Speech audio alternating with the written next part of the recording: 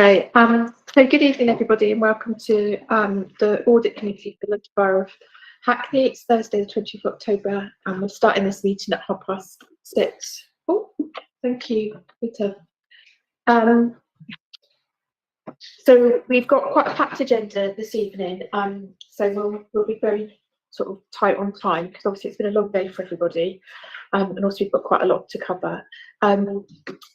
At the moment, it's just myself and Councillor Scholl, but we are expecting other councillors, but I can confirm that we're forward to start the meeting. So in terms of the protocol, for those that are participating in the meeting, we are expecting another councillor who needs to join the meeting online. If you wish to speak, raise your hand and direct your communications via the chair. Welcome, Councillor Charlton. And please ensure those online that your mics are muted when you're not speaking. And please, if possible, refer to a specific page or picture in the report. And if you have any technical difficulties, we have a wonderful Mario who will be here to help. And in regard to the chat function, please just use this if for the purpose of the meeting, not for any other comments, just for formal questions. And both myself and my able assistant here, Peter, will be keeping an eye on that as well. So agenda item 1 is apologies for absence. We've received apologies from Councillor Sarah Young, Councillor Polly Billington, Councillor Caroline Selman, and Councillor Lynn Charlton is joining us online. He's most welcome. And like I said, currently in the room, it's myself, Councillor Anna Lynch, who's chair of the Audit Committee, and Councillor Scholl. Entering the room now is Councillor Zoe Galbin. Very welcome, Zoe. If you just take a seat on this side, that would be great. So agenda item 2 is declarations of interest. Do members have any declarations of interest that they wish to make? Or have you received any declarations of interest, Peter? Okay. Next item is agenda item 3, which is minutes of the previous meeting. So hopefully people have had a look at this meeting and looked at the minutes. So we need to agree the minutes of the previous meeting is a correct record. And if we have any actions, then Ian Williams will Group Director for Finance will report on any of the actions taken. So over to you, Ian. Has anyone got any queries about the minutes, that there's any? All actions being the chair who are going to be covered in the presentation. Okay, thank you, Ian. And then moving on to agenda item 4, which is the finance update. And what I would say to all of those presenting our officers this evening, and also for us as councillors as well, with our questions, you've just been mindful that there's a potential for questions to be answered in different parts of the agenda, if that makes sense. So we obviously just make sure that we're not the officers aren't having to sort of say things all the time, because there's quite a bit of a theme potentially around cost of living as well. So just mindful, because it's obviously a very weighty agenda. But Ian, over to you when you're ready. Great stuff. Right, let me just press this button here. Can I just check that everyone can hear me online? Ian, do you just want to introduce yourself as well? Certainly. I was going to say that for everybody, because I'm just mindful there's a few people that I don't know. Well, I do know, but I get muddled. Sorry. I obviously know Ian. Ian Williams, Group Director of Finance and Corporate Resources. I hope everyone can hear me online by looks. Yes, great stuff. So it's certainly been quite an eventful time since our last audit committee, so there's quite a few things we'll run through, and as always the slides will be shown to you after the meeting. So what we're going to cover this evening, a quick update of where we are with the general fund forecast for the current financial year, as well as the housing revenue account, a further update on the London picture, a bit of background to the economic context. These slides have been rewritten and updated quite a few times, as you can imagine, as well as a bit of clarity on where we are with the current year's local government pay award as well, because I know that's something that's of interest to members. We'll also reference the mini budget, energy costs. We'll deal with some of the questions we saw at previous meetings and at pensions committee around what's it will mean for the pension fund, and then also quite a bit of detail on some of the items covered in the Treasury Management report around the impacts on capital programme and borrowing. And of course, I know as this committee expressed last time, a real interest in the cost of living work that the council's doing. I thought it'd be also helpful, mindful of the impact that it's having on our residents, to be clear about what the council's approach to corporate debt is as well, in terms of how we go about engaging with residents in that space. And then it wouldn't be audit committee without an update on where we are with the accounts for 2021, 21-22. And then finally, as we agreed at the last meeting, I'll touch upon the work we want to do with members of the Audit Committee around better understanding of the Council's reserves and balances position. And now that we've got the accounts through, we'll talk about that in a moment. Cool. So I'll work on the basis that members have had a chance to look at the overall financial position report that went to Cabinet in September and is due to go to Cabinet in October. We're just putting the final sort of, well, that report is going to Cabinet this month and shows the Council's forecasting an overspend of just under £8 million. Obviously working closely with colleagues on the corporate management team to bring into play any mitigating factors to reduce that, but also keeping a very close eye on some of the emerging pressures that are coming out as well as we go into this the winter financial year. What I would say is we haven't at this point called upon including the corporate contingency in this forecast. No surprise that some of the big areas of pressure coming through relate to adult social care, so children's education, particularly corporate parenting and access and assessment. We are seeing some pressures within strategic services around some challenges with some of our commercial income streams, and again within housing needs you'll all have seen that the real challenges that are being played out in the housing market, particularly around private rented properties, of which the council uses to place a number of people into temporary accommodation. I'll talk about the paywall later on in this presentation, and I will also now move on to where we are with the housing revenue accounts. Forecasting an overspend on the net operating expenditure of just over £9.5 million, but the proposal is to bring that back into balance by reducing the revenue contribution to capital outlay. We're able to use this to mitigate the overspend because we're not delivering a full capital programme due to some delays in procurement of the housing maintenance main contracts. Without a full capital programme in 22-23, the capital Sorry to interrupt you there, Ian. I was just checking with the councillors if they could see. I'm more than happy for members if they wanted to just move a little bit further to the screens. Just thinking, yeah. I mean, Jackie will be able to share the slides with people. Okay. Yeah. So with that capital programme in 22-23, the RCCO is not required and therefore can be released. However, the backlog maintenance work will be needed to support up in future years.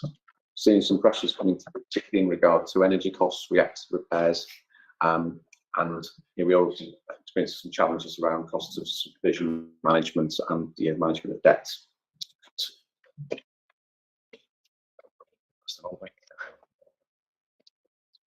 Right, so in turning to London boroughs, and particularly some of the pressures we're seeing identified in the work that we've been doing across London, boroughs are forecasting the need to make nearly £2.5 billion savings over the next 4 years, and that's quite an interesting number in terms of what's been presented previously in earlier versions of a forecast. This survey is undertaken by the Society of London Treasurers each year, and as you can see, the various surveys that have taken place have highlighted, not inconsiderable amounts of savings being required, but this year the 22 surveys forecasting the highest amount, due to the real pressures that all boroughs are facing around inflationary cost pressures, which again will not be a surprise to people. These pressures generally can be categorised into a number of key areas.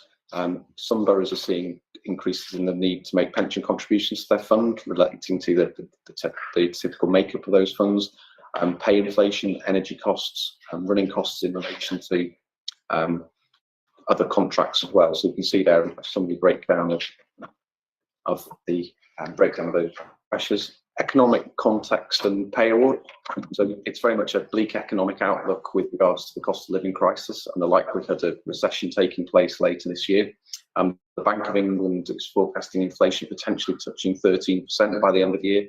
And we saw, didn't we, yesterday that inflation in October came out of just over 10%, 10.1%. Probably worth adding that some of the forecasts were done before the energy caps were introduced and the new Chancellor's statement on the 17th of October, which may reduce inflation in the short term. And of course, the Bank of England's forecast will be updated in due course. Accounts to inflation measures from the Bank of England, we've seen the cost of borrowing rising, and the official bank rate increased from 1.75% to 2.25%, with further increases muted. I think it also is important for this committee just to understand what that also means in terms of some borrowing rates that the council incurs. So, for example, PWLB rates have also increased, meaning a higher cost of borrowing to fund the capital programme. Relief from energy prices for households was announced by the Prime Minister when she took over. This was a £2,500 freeze for 2 years, but amended on the 17th of October to 6 months, as you've sure read, with support for business being also held to that 6 months period. We'll wait and see what announcements follow in the next few weeks. Turning to economic context and pay award a bit further, 22-23 pay award is quite a significant impact on the council. Flat rate off. I think someone's Yeah, I think it's a flat rate offer. A flat rate offer of £1,925 was made by a national employer. Important to note that for Inner London, that translates to £2,355 because of the lending weighting. The cost to the general fund of the employer proposed, including on costs, because of course that increases pension contribution and national insurance contributions, is around £11 million, and for the housing revenue account we're estimating it to be £2.2 million. There is concern regarding future local government funding following the new Chancellor's announcement that spending will be introduced in the government's October medium-term financial fiscal event that's due to take place, or was due to take place on the 31st of October, and it's unlikely that the statement will bring any further indications of what funding level boroughs necessarily will have specifically, but it may give us some ability to do further modelling to indicate if we see, for example, the local government departments overall control total is reduced, we could then take a view of what that might mean. Until we get that detail, it's not possible to make an assessment of what's going to come out of that fiscal event. I would then expect us not to get our local government settlement until where we've had it now for the last few years, really, which has been December, or more accurately, the day, whatever day we decide the finance Christmas party will be. So I think what I want to do on this slide is just put into context some of these numbers. So, for example, the pay award, if it is agreed, will cost the general fund around £11 million. The aggregate annual impact of the pay award of the previous 2 financial years was around £8.7 million. So it really does quantify just the scale of the offer that's been proposed. I think it's also important then to put it into the context of what 1% increase in council tax relates to. And I'm sure many members of this committee know 1% increase in council tax raises just under £1 million. And of course, we are not able to raise council tax currently by more than 1.99% for core council tax and a 1% preset for adult social care. The latest energy cost forecast for this current financial year is around £14 million, and that is an increase of £6.5 million from what we paid previously. Worth adding, and I might have said this in another place, but we'd already done a lot of work as a council to make sure that through the Pan-London procurement of energy contract frame called LASER, we'd already locked in prices that actually were below the cap that the government in effect has brought in. So that cap in effect hasn't brought any gain to the council. Obviously, wait to see what happens beyond the end of March. In terms of the cost of living crisis, what's just worth adding and going for context, a loss of £20 per week for UC claimants can amount to up to £11 million for our residents. Obviously, the number in seats of UC varies each day. So it's the mini budget. Quickly move through this. The previous Chancellor announced a significant package of tax cuts on the 23rd, including a reversal of the national insurance contribution rates, cancellation of the planned adult and social care levy, and a reduction of the basic rate of income tax to 19%. Obviously, we now know what's happened with a number of those announcements, and I'm sure members of the committee have kept up to date on all the various changes that have happened. Since those announcements were made, the new Chancellor announced to the House on the 17th that these proposals would all be reversed, and in fact almost all of the tax cuts will be reversed except for those that had started through the parliamentary legislative process. The abolition of social care levy and stamp duty changes, as an example. He's also scrapping the plan to reduce the basic rate of income tax by indefinitely rather than paying until 23-20. The biggest unexpected change announced by the new Chancellor related to energy support, and the support package will remain as previously announced, but will cease in April 23. The Chancellor also announced there will be a public expenditure cuts, and I understand that already the Secretary of the Treasury has written out to all government departments asking for them to bring back proposals in relation to not insignificant cuts to their department expenditure limits. I think probably that we probably covered earlier on it's covered in this slide. Obviously, you will need to wait and see what the outcome of today's events means for those events that we understood were scheduled. In terms of the council's energy costs, I referenced earlier the framework managed by Laser, who operated by Kent County Council for many years, but of which, say, London boroughs participate. And the rationale around this type of purchasing is to balance between historic trend but wholesale the volatility. And it's generally cheaper the closest to the point of delivery that we are and the business, but recognising the certainty that's needed to budget for each financial year. Turning to the pension fund, over the past week, there has been a number of headlines about the impact of recent market turmoil on pension funds, and I'm sure members of the committee have seen the email I sent out to all members of the council and all officers in relation to some of the stories in the press around liability-driven investments. These problems have affected funds who hold a particular type of investment called LDIs, and these investments are quite common amongst funds in the private sector, where many funds are either closed to new members and cannot tolerate much volatility in their investments. They usually help funds to manage short against risks and enabling them to sort of mitigate and manage liabilities. Because the price of government bonds had moved so quickly, the cost of insuring against these risks went up extremely quickly, meaning that pension funds had to find large sums of cash. To do this, they sold government bonds, which obviously had an effect of further driving down prices and risk spreading the issue to other parts of the market, which is why then the Bank of England stepped in. The Hackney Fund, and I suppose this is the point I want to really reinforce, has not been affected by this issue.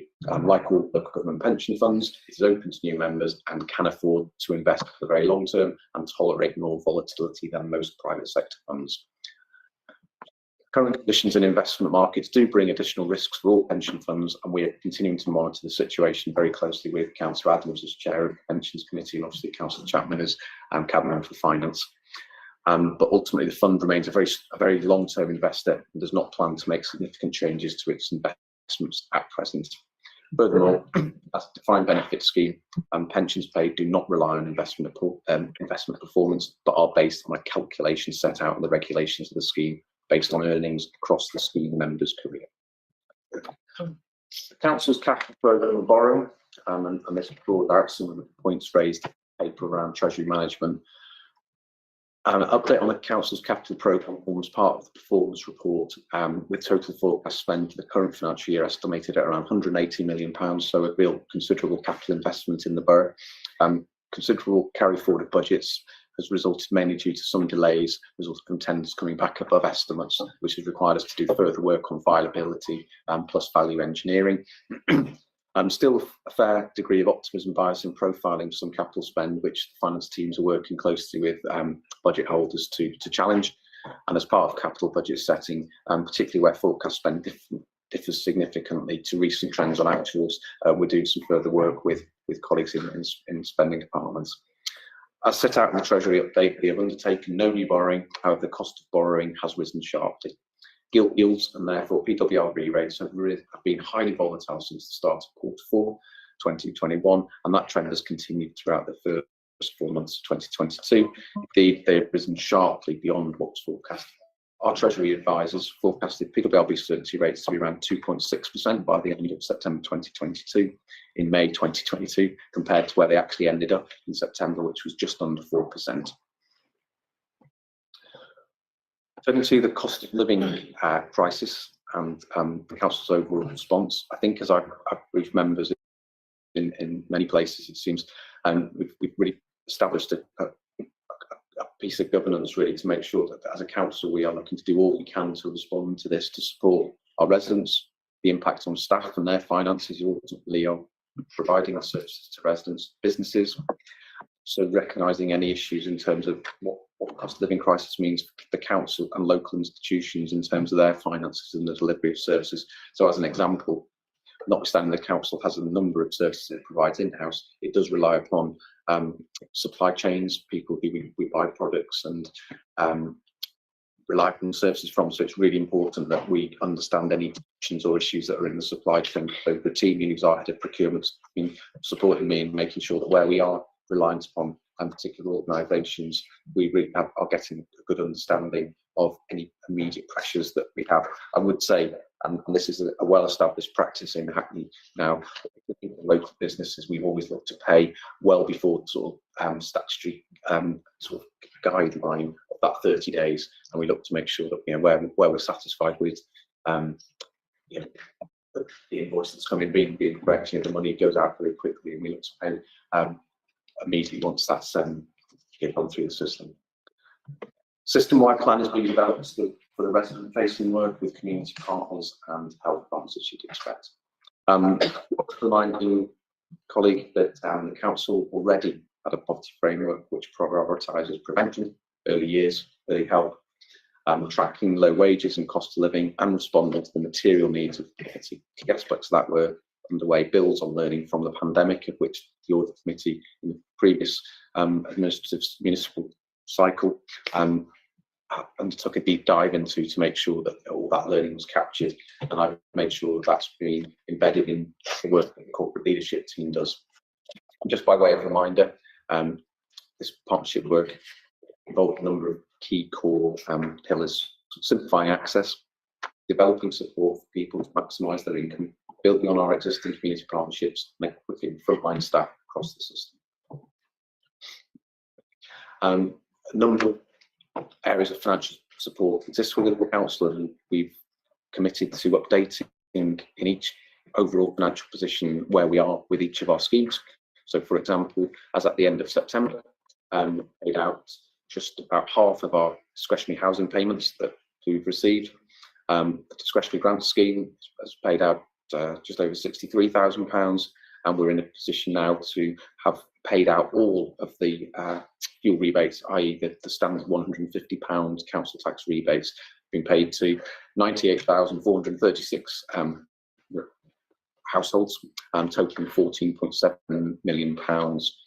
Probably worth saying that actually the amount paid out was slightly more than the amount we were allocated, and just going through a reconciliation process to ensure we're reimbursed for that. Turning to the Household Support Fund, this was a fund that was effectively established during the pandemic and has been continually rolled forward by government. Through the continuation of this fund, we have now been allocated £2.8 million for the period from April 22 to September 22, and as I say, the scheme will be extended until the end of March, where we again have been allocated £2.8 million. The support provided under the scheme is predominantly targeted around children and families, 19 pensioners, and help with those challenges with housing costs and bills for people at risk of homelessness or homelessness. The direction of travel for October 22 to March 23 is to keep focused on those groups, but also to try and work with a wider range of older people and a wider range of residents and support accommodation. To target support through frontline early help, health and social care services. Information for residents. Hopefully all members of the committee have received the booklet that's gone out, which clarifies all the support that's available to residents, and is vitally important in terms of making sure that we are assisting residents to access all the support that they can. Just to facilitate that, we've created Help at Hand, a guide to support, to get that support out. We bring together in one place the details of how residents can access all that support, and 10,000 copies are being dispatched, as we know that not all residents have access to this information online. I'll now just update quickly on the accounts update, and maybe Sorry, Chair. I've just realised I haven't given you the latest slide on that. Do you want me to update the accounts? Because I don't want to give out misleading information. So just to say that the opinion on the accounts of 2021 remains outstanding as a result of the moratorium really that all audit firms have got on audit opinions resulting from the infrastructure asset issue, which I assume my colleagues from Mazars will update on later. Research discussed and suggests this issue might be resolved by the end of the calendar year. And just to speak about 21-22 statement accounts, they were published in accordance with the deadline of 29th of July, and the audit has now commenced in relation to that year of account, and Mazars will report progress on that audit to the Audit Committee in November. And then we expect the audit completion reports to come to the Audit Committee in January 2023, and Mazars can speak a little bit more detail about that time frame when we come to their section on the agenda. Apologies for that.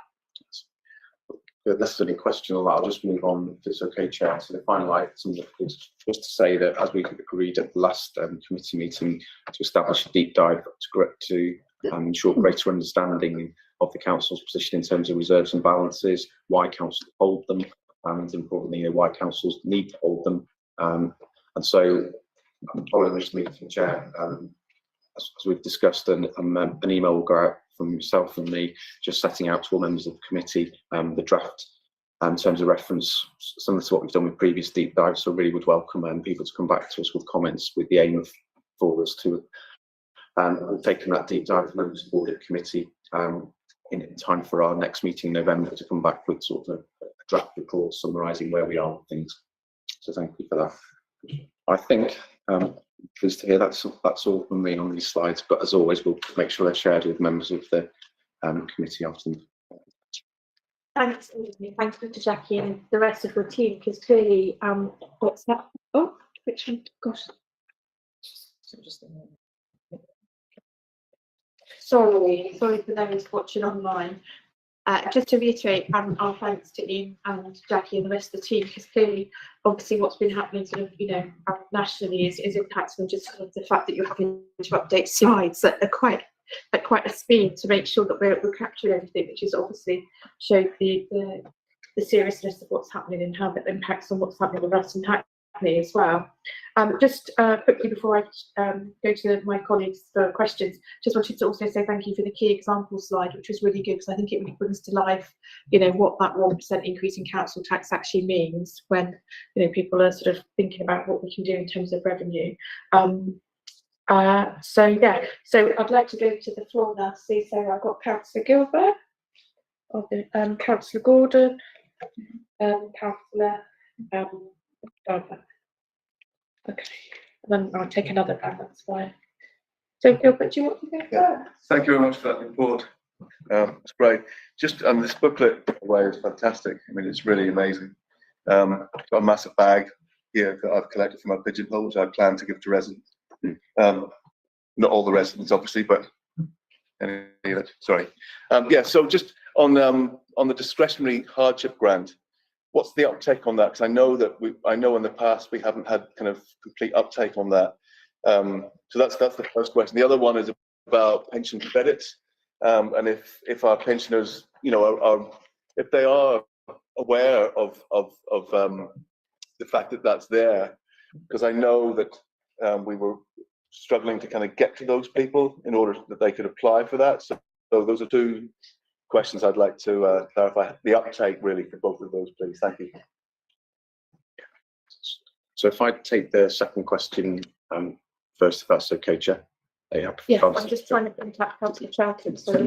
Pension tax credits, and I think as we've sort of said at the previous meetings, one of the teams we've looked to create is effectively here to help, and what we're looking to try and do is make sure that not just in terms of accessing council resources, we're actually signposting people to make sure they're maximising the take up of all benefits, be it pension tax credit, be it other benefits, and that's not just for people who aren't in work, but also for people in work. And we're also looking to expand that to some of our staff as well.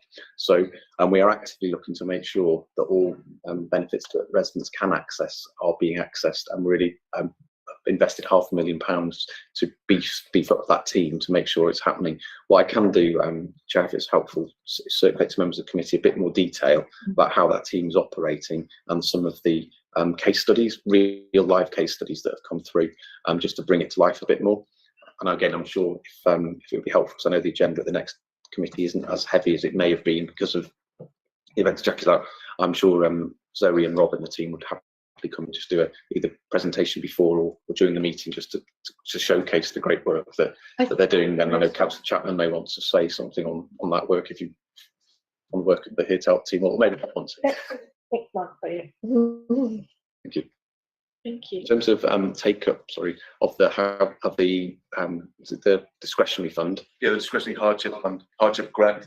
So we as part of the council tax billing for this current financial year, we made sure we really upped our communication of that scheme, and my expectation is that fund will be fully used. I would have expected to be well before the end of the financial year. Yeah, thank you. Councillor Thank you, Chair. Yeah, Ian, obviously, thank you for your presentation. Going back to the earlier slide on the Pan London Energy Framework, what sort of relationship do we have with this? Is it a contract? And if we do have a contract, what period of time is that? And if I have I understood correctly that there is a 6 month cycle in terms of supply, and how's that going to work out going forward? I appreciate, though you've got many gifts, a crystal ball probably isn't among them. And I think really wanted to know a little bit more about that, how that's going to pan out. And the second bit of my question really is, in terms of the framework, how much control do we have over the sources of that energy and, sustainability of those energy sources? Thank you. I think everyone's asking 2 questions, so everyone's so it's fair. A and a B. Oh no, A and a B on the same thing. Yeah. So it's based it. So in effect, as it is a framework like many others that the council participates in. So it enables us to lock in capacity, bulk buying, economies of scale. And you're right, what we tend to do is, and have done, is buy the period that, for a 6 month period that's available to us. We're currently in the process of working closely with Laser to see how what we can lock in from beyond the 1st of April. I'll be working very closely with Rotimi and Jeremy, who's our head of energy, to make sure that we are doing all we can. And actually a number of boroughs who aren't part of that contract and hadn't gone through this process have been in touch with us to try and piggyback effectively and learn from how we've engaged with Laser. So from my perspective, I think we're probably doing as much as we can in terms of accessing that framework. In terms of your second question, you probably may recall that we've taken previously reports to promote the extent to which we were prepared to buy green energy as opposed to brown sourced energy. And that's what offered to us by Laser. If that wasn't offered, we wouldn't be with them. And I can have to get a more detailed briefing on that from members of the committee. Sorry, Chair, just briefly. In terms of our relationship with them, is that a sort of rolling relationship, or is it a fixed term contract or an MOU, or?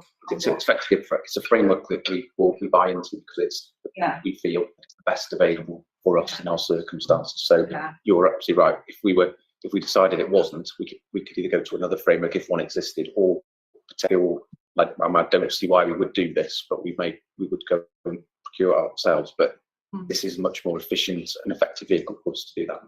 Thank you. Thanks, Councillor Gordon. Thank you, Ian.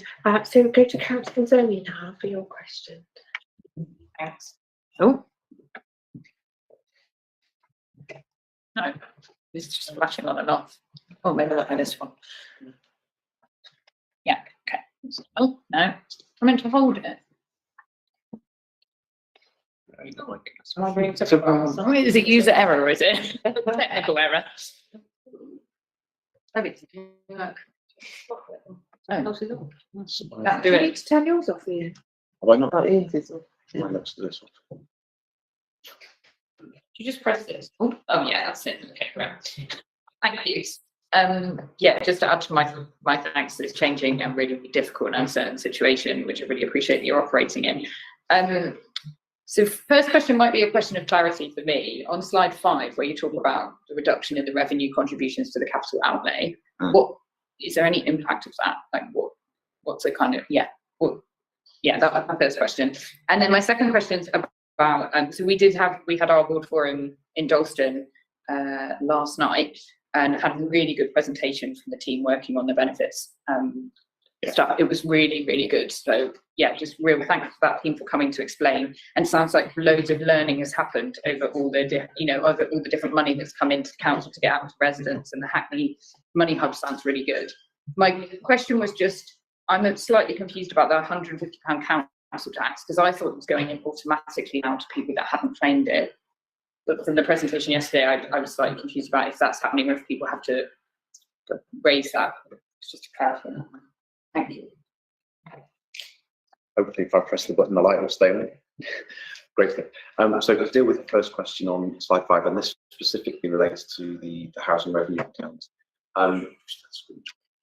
The reduction is predominantly because we haven't been able to, at this point, secure the procurement of some of our housing maintenance main. So normally we would have used that money to invest in our stock. So it is a one-off benefit at this point. Obviously, we've worked to make sure that going forwards we're not reliant upon that, because we ultimately need to be using that money to invest in our stock. But it hasn't been possible with where the housing team is with regards to its maintenance of its main contracts. Obviously, the impact of that, and there was an impact if you don't do works. We all know what happens in our own domestic lives, don't we? If as long as you put off doing things, there will be work to do down the line. So there is an impact, and the housing team is very conscious of that, and that's why we've invested more resources in procurement and legal and to make sure that housing has got all the support they need to get that procurement concluded. Turning to your question about that, I will pass on thanks and kind words to the team who attended the forum last night. So in terms of the £150, just to clarify that, so you're absolutely right. In the first instance, when that scheme was announced, and prior to it, through the various treasury societies, we again referenced the fact that it would be the right for local authorities to have to effectively use a system that traditionally is for collecting money to be used to pay money out, because we only hold information, particularly people's bank account details, for people who pay us via direct debit, as you would expect. And in Hackney, roughly it's about close to 50% of our take-up of direct debit is. I mean, what has been encouraging is we've seen the take-up of direct debit increase once we started to promote to people, and we always do promote that, because for us and for residents, it's a very efficient and effective way of paying that.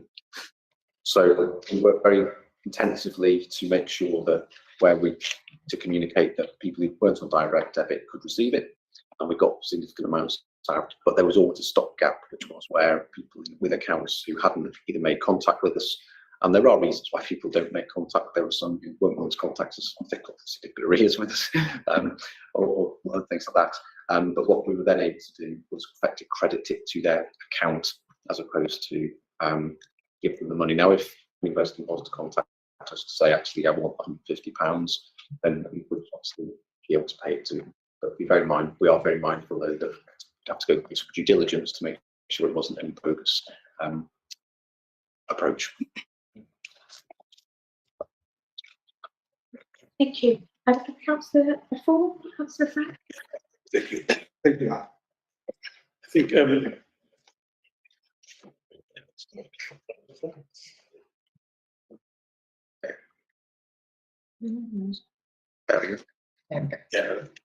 I think the page 9 says that it is an overspend on neighborhood housing forecast, and then what's called COVID cyber attack as well. And recently, there's a report of rent cap that was also coming from ICE, and wondering how the risk will be and how anticipating to address such risk. And for me, what 6.8 also saying something as to how government is the strategy that's so the methodology that they use to calculate funds, and that's what it is, by using the and demographic and all. Is there any chance that a report can be put in place to ensure that it can work based on story, especially as we anticipating. So, thank you for that. question, Councillor. So turning to the question specifically initially raised on the rent cap, you're absolutely right. When we met at the last meeting, there was speculation at that time that there would be a consultation from government around proposed caps to the rent for the housing revenue account, i.e. for the rents on our council dwellings. That consultation eventually emerged literally at the end of the summer. And the closing date was the 12th of October from recollection. So working with colleagues in housing, working closely with Councillor Chapman, Councillor Mackenzie and the Mayor, we've worked to craft a response to the council, but we also worked closely with all boroughs to make sure that we had a consistent message coming from London that recognised the real pressures that the housing revenue account is on in all councils. We also engaged with those larger authorities outside London, so like Manchester, Birmingham, the other big authorities that equally have substantial housing stocks, to make sure that the local government landed the message about the need for proper investments and to be maintained in council stocks. Because again, for those members of the committee who aren't familiar with how it works, traditionally what would happen is that the inflation figure in September, which was 9.something% from recollection, would be the indice that would then be applied to the calculation for rent setting for the forthcoming financial year. So it would be effectively CPI plus 1%. So we'd be looking at, the forward was strictly followed, an increase potentially of over 10%. Well, we recognise that the challenges that would give to residents 100%, but we'll recognise and ensure that the housing revenue account itself is under pressure from energy costs, from ongoing costs, contracts, maintenance, repairs and all those things. So what we were saying to government when they consulted on a rent cap proposal, which they included a figure of 5% as the option that they were leading towards, that if that was agreed, then housing revenue accounts needed to be compensated for the difference between 5 and basically CPI plus 1% to enable us to properly invest in housing stocks, to support the ongoing new house building programmes and the retrofit programmes that we all need to do, as well as the important safety works. So we've responded to that consultation in that way, really recognising most importantly that the president face as well in that space. So the need for government to properly fund housing revenue accounts, and my expectation would be that we'll get some clarity on that, or it had been that we might get some clarity on that on the 31st of October. We will just have to wait and see now what happens in relation to that. In terms of your other question, I think, and I know we've done a members' finance training on how local government finance more generally works. Like all local authorities, ultimately our core funding gets distributed to a SPI formula that is now quite archaic. It's comprised of a number of indices. The big driver obviously is population, and then there's a range of things like deprivation statistics and factors that go into it. I'm very happy at our next members finance training session to do more detailed work on that. I would ask that you'll have to bear with us. It's not the most exciting subjects, but more than happy to do that. Or if you've got, if you'd like just a private session with myself and the team, more than happy to facilitate, and that's an offer we make to all members. Thank you. A major concern with the bill will be the repairs. How if we have accumulated repairs from the pandemic, and yes, how that can be addressed based on the pressure. And that's a very live question at the moment, a very live topic, which I'm going to take forwards with my colleague Ricardo as Group Director for Climate, Homes and Economy, to make sure that we are prioritising and bringing forward those works as quickly as we can. So, thank you, Ian. And just to remind members that we do have access to training. And I remember we talked about the first meeting of the municipal year, didn't we, Peter? So I don't know if anyone did actually take up that opportunity to have it. I think it's from SIPFA, the in-person market training. Peter, would it be obviously not here, but or is it better if someone's taking action to find out if there's something externally to the audit committee as well as the because obviously it's quite an extraordinary period that we're in as well. So we're very keen for all members to be fully involved because of the challenges we've got. It's very complicated. Thank you. I think what we'll do is we'll move on, if that's okay, to Dawn Donald, who's going to present on behalf of our Chief Exec, the Director Risk Register, the Chief Executive Director that all right? No, I've done a bit tonight with the poll, bless you. But yeah, you can just, I'm assuming all members have read the report, so Yes, yeah, thank you just to make the headlines, so to speak. yes, yeah, thank you so much, Chair. The report, I think, goes into quite a short amount of detail. If we think about the Chief Exec's Directorate, it covers legal and governance services, but that also includes elections, business intelligence, and then we have the policy and strategic delivery team, as well as engagement, culture, and organisation development, which also covers our communications team and also libraries. So what I would just draw everyone's attention to is the summary of the key risks, which are set out in on page 20, paragraphs 4.1 through to 4.6. I'm happy to take any questions. I think it's on behalf of the Chief Executive, it's important to say that with regard to legal and governance and managing those risks, it's important to ensure that there's early requests for legal advice and governance advice around decision making. It's important that legal and governance are around people are being made so that we can be timely advice and timely governance support as well.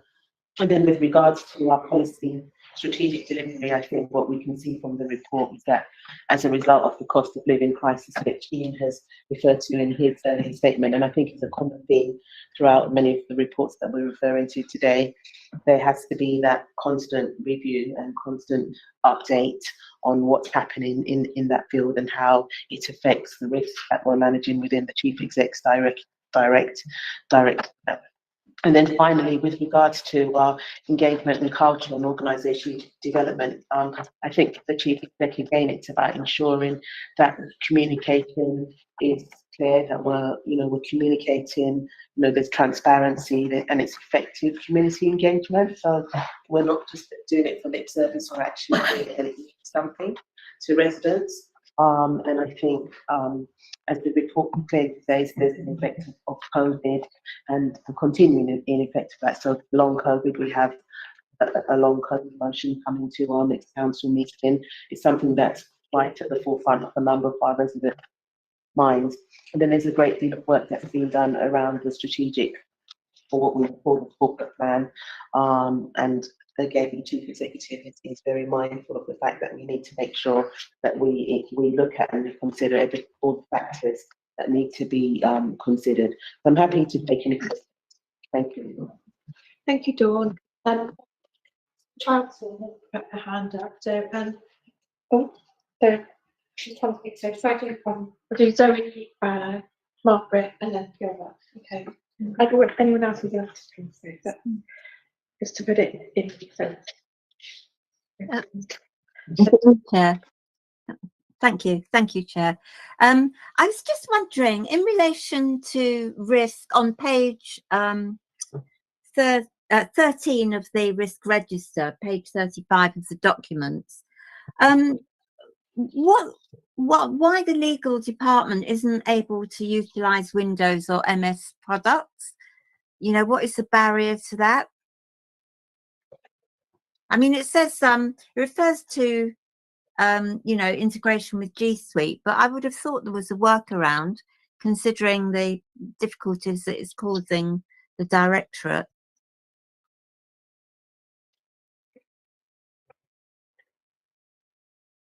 Thank you, Councillor Troughton. What I am pleased to say is that there's a continual dialogue with Rob Miller, our strategic lead for ICT. So whilst there have been some issues and as they have arisen, we have been able to have really deep and meaningful conversations with Rob to find workarounds. So in an ideal world, I suppose what I would say is as lawyers, we can be a bit picky and want things our own way, but obviously we are working within a system that has been embraced by the council, and so therefore it's about finding the workaround. It's about working closely with our colleagues in ICT to make sure that if there are any issues which arise, which could affect lawyers giving timely advice, which could affect us being able to operate within an external system. So, for example, within courts, filing documents, and even with our colleagues in external legal firms reviewing documents, contracts, we need to make sure that we are reviewing. So currently within legal services, with Rob's permission, we are in fact reviewing use of with those documents in regards to contracts.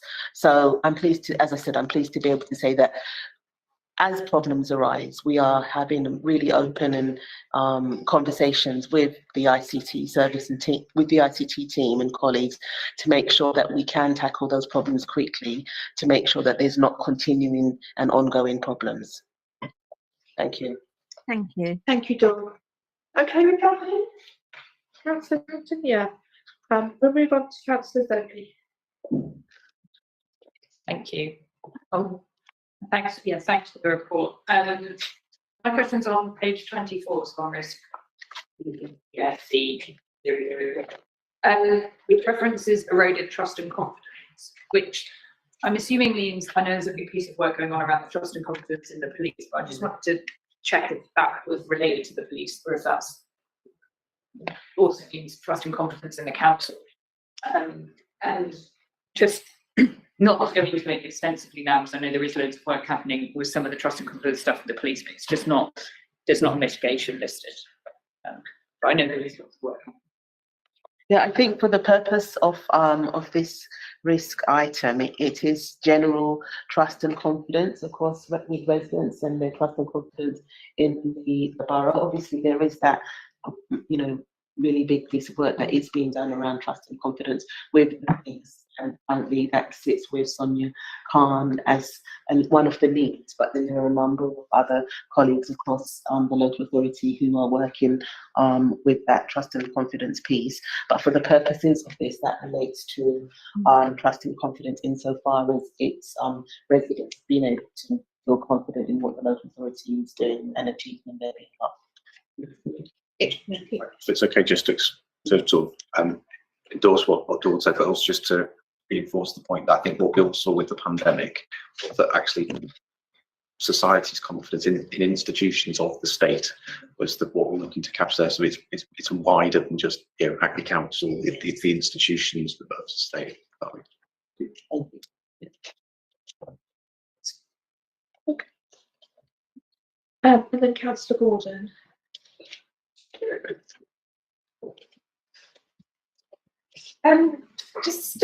Yeah, in terms of the legal risk, Dawn, Yes. thanks very much for your overview. I just, yeah, I mean, I'm really, in terms of sort of overall volumes of litigation and claims, can you give really a sort of overview where we're facing claims, and also whether that's remained static or whether it's something that's gone up or gone down, and also what, yeah, what's just service areas they represent, and maybe some figures in terms of financial payouts. I mean, obviously there can be small claims with yeah, Okay. or small payouts, but and a lot of them as well, which is, you know, it's an issue. Thank you. So that information, if I'd be happy, Chair, to be able to bring that, because that doesn't sit with the legal department. That claims that are made against the council would sit within our insurance team, who will then instruct external solicitors who have that specific legal knowledge, expertise around defending those claims and settling those claims. So initially, if claims come in to the legal department, the first port of call would be for us to liaise with colleagues in our insurance team to make sure that they're properly signposted, they're referred on, and then whatever needs to happen happens. So I'd be happy to speak to colleagues for a report to be brought back. I'm happy to do that. Thank you. Yeah. Are you happy with that, Councillor Gordon? Yeah, no, I think I Yeah. really great. We can also expand upon how that works as well, or how the process works. And then Councillor Gill. Thank you, Chair. Just on page 24 of the risk register, obviously, it's generalised. We are going through turbulent times. I was just wondering, in regards to page 25 at the top, we mentioned that we're going to adopt a suite of frameworks and strategies. I wonder, is there a timeline on that? And when we do adopt these frameworks and strategies could we have sight of it, if that's possible? That would be useful. Thank you. I suppose a good example of that would be the poverty framework. So it's those that one is when this was populated. When they talk about those, it'd be things like poverty framework. We're obviously adapting some of those lessons learned that this committee saw a report about in terms of our response to the pandemic to make sure we captured all of that agile work. It's not on me today, but we embraced it. That we embraced at the time. So what we can do is I'll get a list of all of the frameworks that we are adopting, and we'll circulate that to members of the committee. Thank you. Thanks. Thanks, Eve. Thank you, Dawn. If there's no more questions from members, one more. Sorry. Apologies. Do you know No, what? so I We're not in the chamber, isn't it? We don't like. Go ahead, Catherine. Yeah, sorry, slightly more, I suppose, existential questions. And there's been some recent research showing that that has got one of the biggest indices of inequality, as opposed to poverty, which has, it is got some overlap, but it's different as well.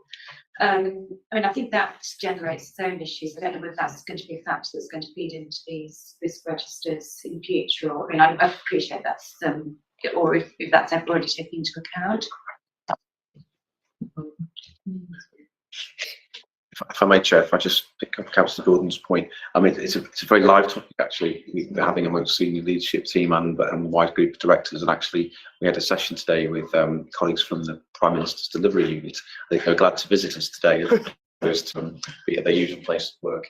And actually, one of the areas we want to talk about was how we, as the time with the council and as chair of the screening panel, the work that we do with Sonia, for example, as part of the budget setting process, to make sure that all budget changes are taken through not just individual equality impact assessments, but also that rounded position that we've always made sure we incorporate in the budget. But we are very much conscious that simply looking at average indice doesn't properly capture the real changes that are happening. And really want to make sure that those people who long-term residents in Hackney who haven't maybe benefit from those.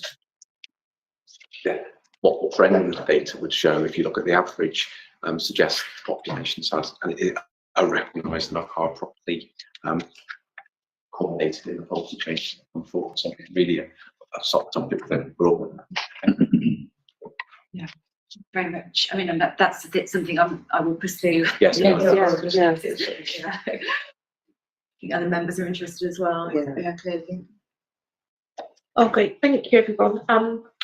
So on that point, our next agenda item is the Directorate Risk Register, which I think whilst it may not be exactly showing evidence to what you've talked about the inequities, it's clearly a risk register that shows how not having the money potentially. So I'll have it for you. So obviously, definitely you're welcome to join as well as if you want to. Or we just asked to know the contents of the report of the risk register. So we've got next two papers, Chair, in terms of the first one being Financial and Corporate Resources Directorate Risk Register, and then the updated risk policy paper. I think members of the committee who've been on audit for a while will see Matt is our corporate risk manager, and he does so much work in this space. I don't want to steal his thunder by presenting the report.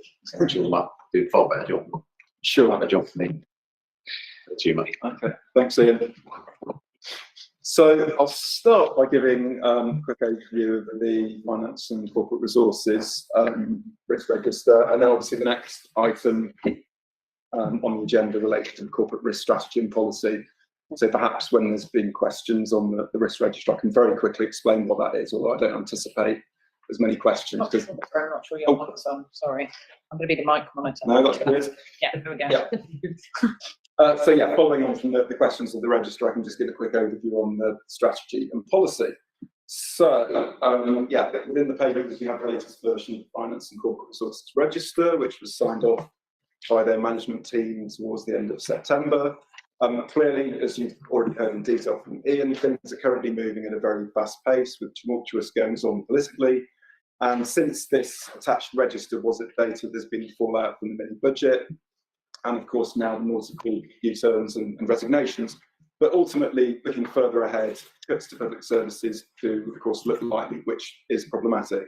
And again, as we heard from Ian, pension funds were also impacted by recent market turmoil, but as we heard, this has not affected the Hackney Pension Fund, as it doesn't use the LDI approach. So in terms of the content of this risk register, the cost of living crisis inevitably casts a big shadow over it. Because we have overarching risks at corporate level, here we see it permeate into a variety of the risks within this register, whether it's from the perspective of budgets, which is the first risk, temporary accommodation, which has risen to almost maximum score, commercial rents, capital projects, failure of suppliers and contractors. It really is casting its shadow throughout that register.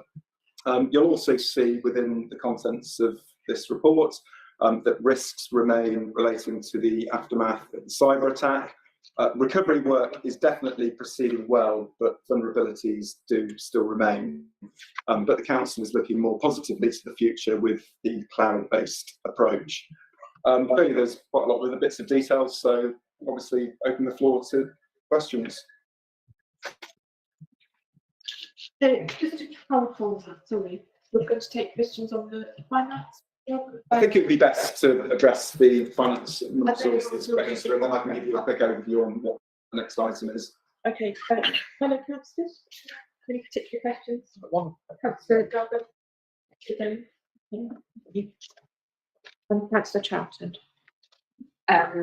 Yeah, thank you. Thanks for the just a question on the question, page 64, risk 0043, around the high turnover, particularly in senior level staff. And I just wondered if there's anything you're gleaning from exit surveys or anything, exits, when staff are leaving, just anything that you're learning or how that's being cut. Just clarify the numbers. I think is this the finance risk register? Or yeah, sorry. It's the next one, yeah. Sorry, I get muddled up. Oh, in the corporate risk one? No, so Matt's kindly, on behalf of Ian and Jackie, presenting the Directorate Risk Register for Finance and Resources. So we're just going to focus on that one. Is that correct, Matt? Yeah, this is the risk on page 64. Is that finance? Yeah. It's the this is the HR team sits within. Oh, of course. that's Sorry, different. ignore me, of course. I mean, this was a risk primarily from the perspective of ICT, which of late have had a number of very senior managers depart, which has made the head of corporate ICT, Rob Miller, increase this and re-escalate this as a director at risk because there was pressure on the service to obviously fill those positions. Maybe a bit more clarity possibly about exit procedures on not. So I suppose that as Matt's described it very well, but Oh, sorry. So Matt's covered it very well in terms of the overview. The specifics of it really are that, particularly within ICT and that market, you've got very transferable skills. And so what we've seen is a significant number of people leave between local councils, which within London there's a really competitive market, close proximities, virtual working is of course, and hybrid working has of course made that transferability even more straightforward. Also with other public sector institutions, be it central government. So we've recently had one of our heads of service has joined the Crime Prosecution Service. It's one of their Director Generals, and our Deputy Director, I think, is the job title. I never keep up with that, so it's always the job title described. But again, was went for a role there. We're also seeing a number of our team move to BBC. Again, so there's a real breadth of areas that people have gone to, and of course the private as well. So it's why within ICT I've been working with Rob to make sure that we make sure that our recruitment and retention packages are reviewed. And the council does have what's called a market stock coming policy, which is in place to enable us to pay more to those roles that are particularly operating in a very challenging market. Of course, it's really important that policy doesn't just become a reason to be deployed to retain people where that isn't the case. So what happens is, and I've always been very clear with teams who've had these in the past, that they have to be reviewed every year because the markets change. And always very clear with the staff that what gets given one year can get taken away the next year. And people need to have regard to that when they make any planning decisions in terms of their finances. Thank you. Thanks.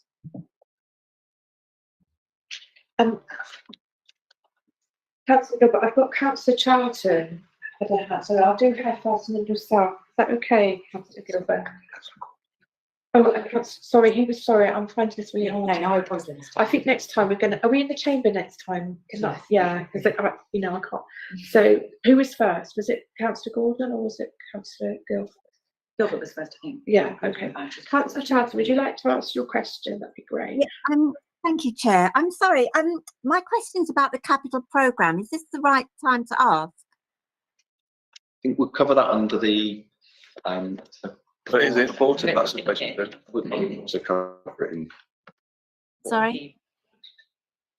Do you want me to wait to ask that question? It is part of this risk question. Yeah, they will also be covered as part of the performance report, but happy to take a question here, certainly. Okay. So really it's SRCR 0002 on page 47. I'm just the progress of our capital programs is obviously a very high priority and great concern to members, as it indeed it is to our residents, who will benefit from them. So I've got a question around interest rates and the impact, what impact the recent rise in interest rates may have on that. And also around the way that if, there are going to be delays built into the programme, how those decisions are reached, whether ward members are sort of engaged in that process. Presumably where we're not on site in something, those are typically the ones that are likely to get pushed back. But, there's other sort of improvement works. For instance, there's one in my ward that I'm very concerned about, where residents have been waiting for a very long time for windows, and my concern that they would go through another winter with their dreadful windows is awful. So it's around that kind of thing. I just wondered if you could kind of flesh out some of that information for me. Thank you. Okay, thank you, Councillor Charlton.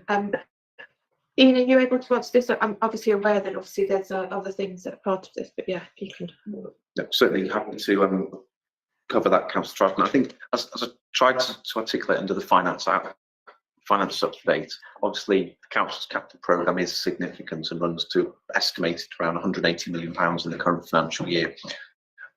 It is experiencing, as all parts of our finances and all parts of the economy are, considerable headwinds. That is in terms of the affordability and the viability of some schemes which are, if you like, new. The prices that are coming back for works in relation to ongoing maintenance, as we're seeing in all walks of life, the cost of things is going up, substantially, and in some cases almost exponentially. And what we're having to do is make sure that when we take forward schemes, they still meet the viability and affordability envelopes that we'd expected. Where that isn't possible, we look to value engineer schemes as appropriate to get them into budget. Where that's not possible, we will look to see whether there's opportunities to increase the resource base for those schemes by either bringing forward funding from future financial years or reprofiling the current schemes.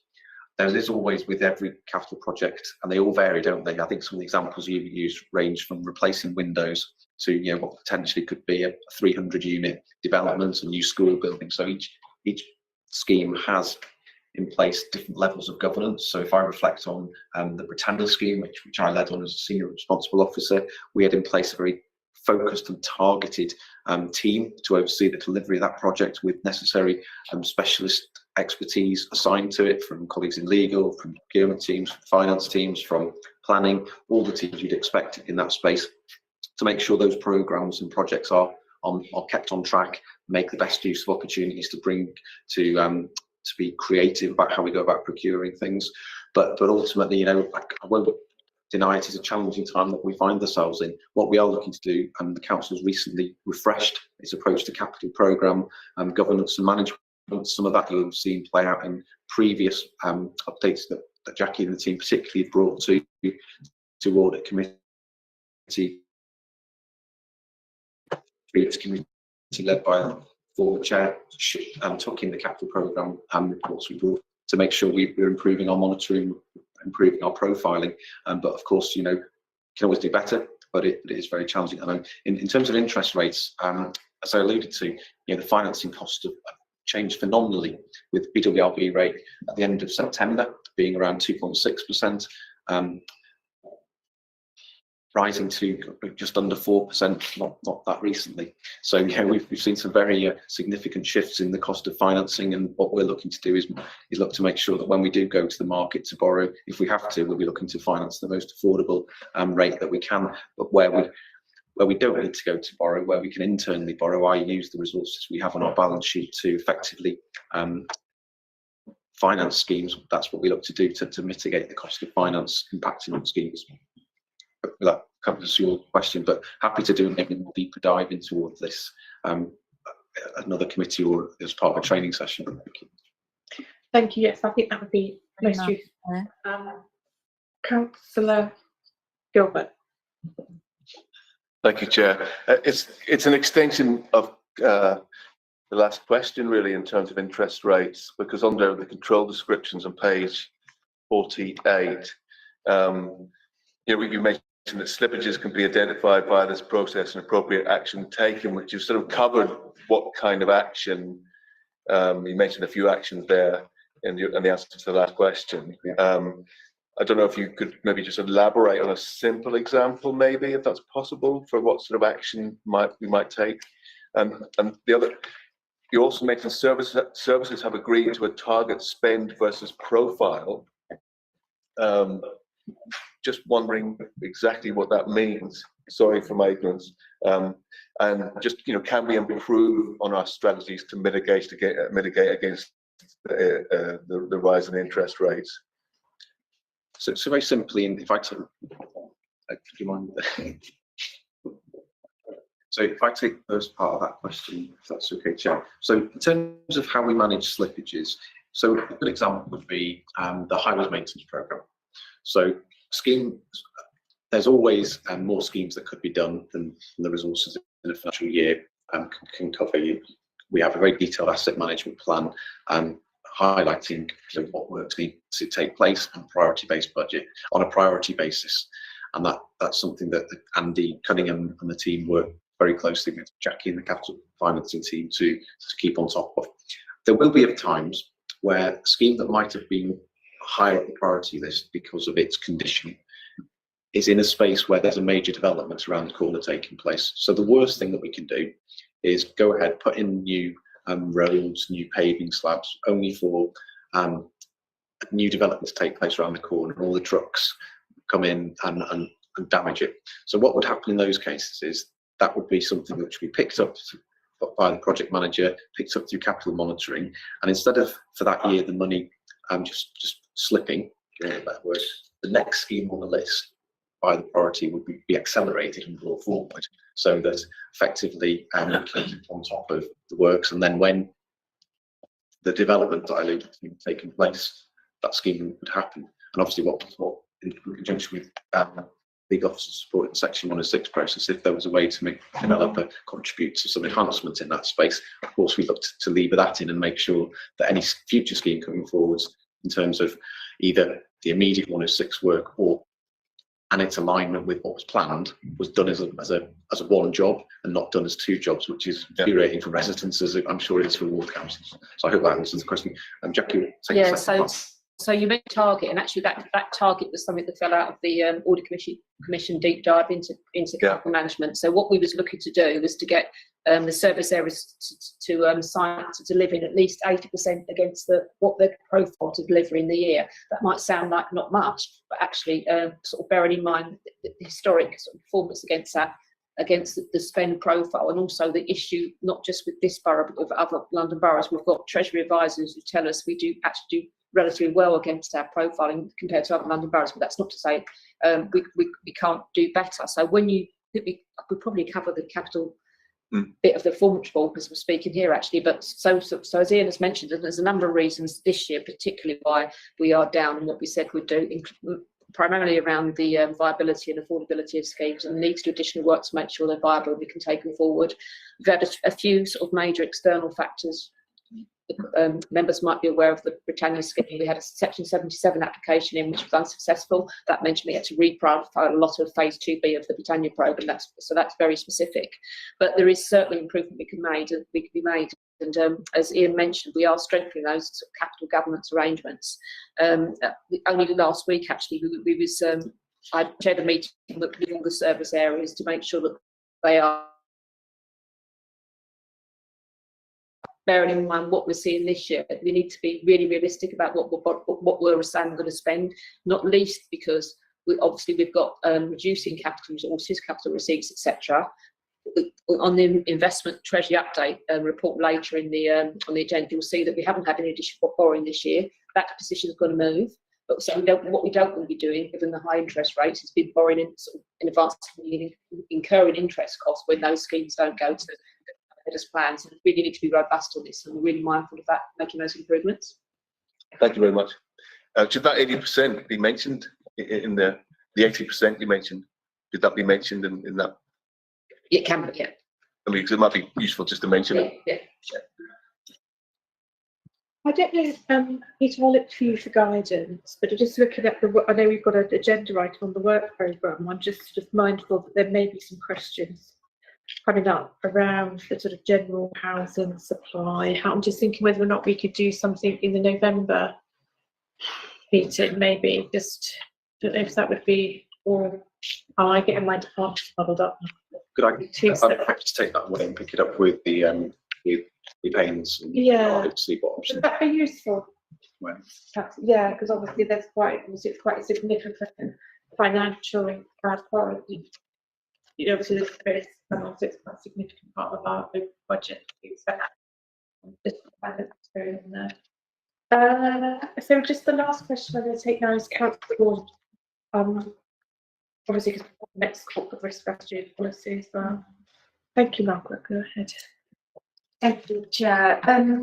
I suppose my question really is about 0030, the salary pressures really on the temporary accommodation, and which you probably set out in I think A, B, C, and D. And it's obviously a very big crisis, and also and that's just obviously reflects very significant crisis in a lot of individuals' lives as well.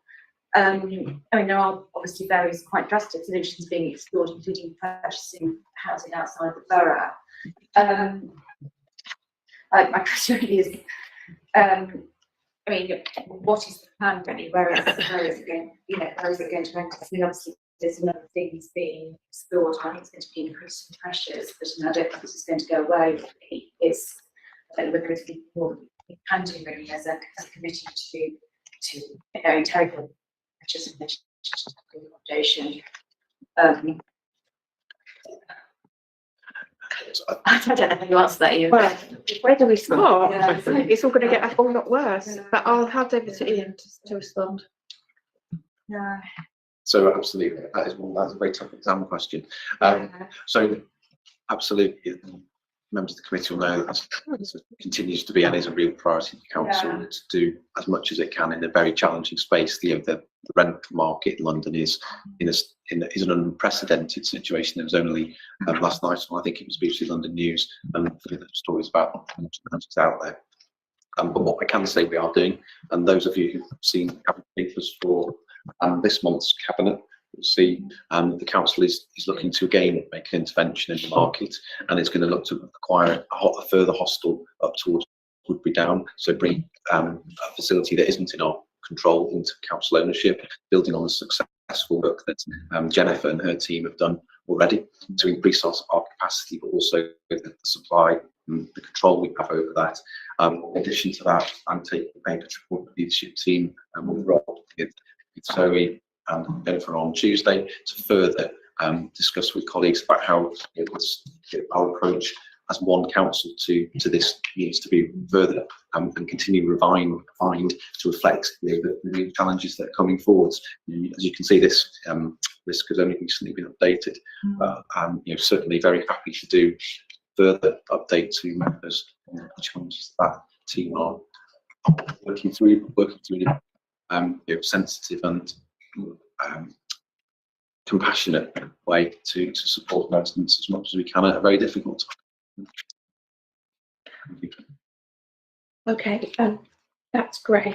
So we've just the committee's asked to note the contents of the report and today. Yeah, I realise I've forgotten to mention that one. I do apologise. So we'll move to agenda item 7, which we go back to Matt Powell, our risk advisor. Again, Matt, I think you speak very well before, but just obviously the main headlines. Obviously, papers. Thank you. Yes. So a quick overview of agenda item 7. So the risk policy and risk strategy are fully reviewed, classified by committee every other year. So it was last done in October 2020, and now at this meeting. So all sections are updated to reflect any developments and changes to processes and procedures within risk. And in terms of what they actually are as documents, the policy can be understood to define the what in terms of what the council has in place to manage risk, whilst the risk strategy represents the question of how, in terms of how the council will operate in order to achieve the objectives set out in the policy. So it's more detailed, it's more like a toolkit. The papers are always posted live on the internet for the reference of all in the council, including members, and clearly there is a lot of detail in there. So any questions are welcome. I've got Councillor Charlton and Councillor Gilbert. Before I bring them both in, I just wanted to say I did like on page 84 the thing. I think that's very useful for members. And I wondered whether or not there's something we could do whilst obviously primarily for the audit committee. I wondered if there was something around risk training that we could do for other members that aren't on audit committee, because obviously the concept and the model of risk is relevant to everything that we do. And I think that sometimes would help the next years as we go forward as a council in terms of decisions that we're making. Yeah, absolutely. That'd be great. Thank you, Matt. I'll just bring in who was first? Lynn, would you first? I think Lynn was first. My distinction is just the methodology behind the risk, because I think we've mentioned that before in past meetings. Just how we come to work out what the risk is on certain things. Well, in terms of identification, assessment, I mean, most of the details of the methodology are sort of within the strategy, but I think that could be a really good training session in itself, which we could happily do at one of the next meetings. I mean, we could be in touch with you in advance to see exactly what you want us to say, or what specific parts of material you want us to cover. Yeah. But yeah. Thank you for that. Sorry, I was it through. So I'd like to bring in Councillor Charlton now. So thank you, Lynn. Thank you. Thank you, Chair. Thank you for a really informative and very comprehensive report. Very interesting read and very descriptive and much appreciated. I just wanted to ask, on page 91, there's a reference to opportunities being important to consider. And I just wondered how you as a department or as a team engaged officers on, engaged in frontline delivery on the management of risk and seizing the opportunities that engagement can bring. Very often, I think people on the front line have great ideas, but their perception is that management view it as too big a risk to try it, or maybe they're not aware of the the potential risks involved in that idea. But then similarly, on the other side of the coin, management may not, you know, being not on the front line, may overlook some of those opportunities that, you know, frontline staff are well aware of. So I just wondered, you know, whether you address that and how. Thank you.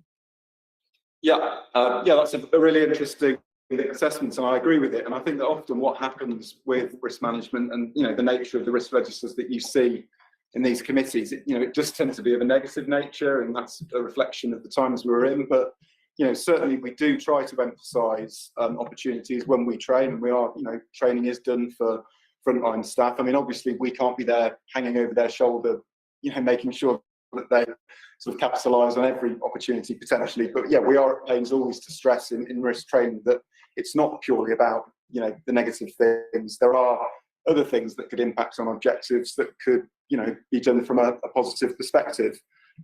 So yeah, I mean, opportunity is really important, but it's it's something we will always stress. Thank you. I think as well, it's worth noting as well that for those particularly with professional registrations and such, like, they would also have their own sort of risk approach to everything that they do in terms of evidence base and what have you. So whilst we're talking about risks in terms of a sort of projective sort of formula, that we are unsure every individual person, from those that affect our refuse to those that make critical decisions around children's safety, will have their own risk set of criteria. Is there anyone else with a question on that? So just one more go back. Yeah. Thank you. It was more in a response to that question there. I think sometimes the staff actually have the answers to a lot of these opportunities that are out there. And I think it's really important to remember that, because, you know, there is such a, I mean, Some roses turned on. There is such a thing as positive deviance, which actually can lead to sort of positive outcomes and opportunity. And I think it's really important to have the staff at the forefront of some of these opportunities, because quite often they will have the answers. We just need to ask the right questions. So it's more of a comment, Chair. That's fine, and I think there is a culture of that within the council, from what I've seen as well. Various things that are coming through. Did you want to respond back to that? Yeah, no, I agree with it. Yeah. So that's so just for agenda item 7. Oh, sorry, Councillor Gordon. Yeah. Yeah, so it's not a question, Chair. I just wondered whether we could maybe have a brief comfort break at, some points. Yeah. Of course. Yeah. Should we do one now? Because actually, the next agenda item, I was going to ask members, because obviously the officer is not available, is that we were going to take written questions. So now we're at 8, just coming up to 8 o'clock. Shall we take a quick comfort break now, and then we'll crack on into anti-fraud and order? Reasonable? Yeah. Sorry, Yeah. Councillor Gordon, I think suggest. Are we able to pause the screen? Sorry? How'd you get home? By So I take the train to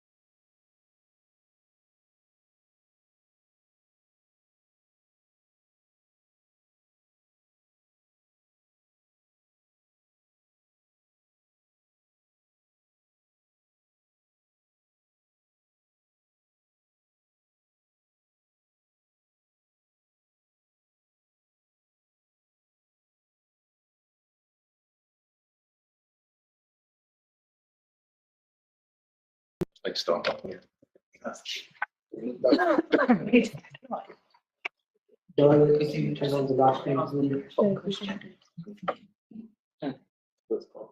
Sure, Peter.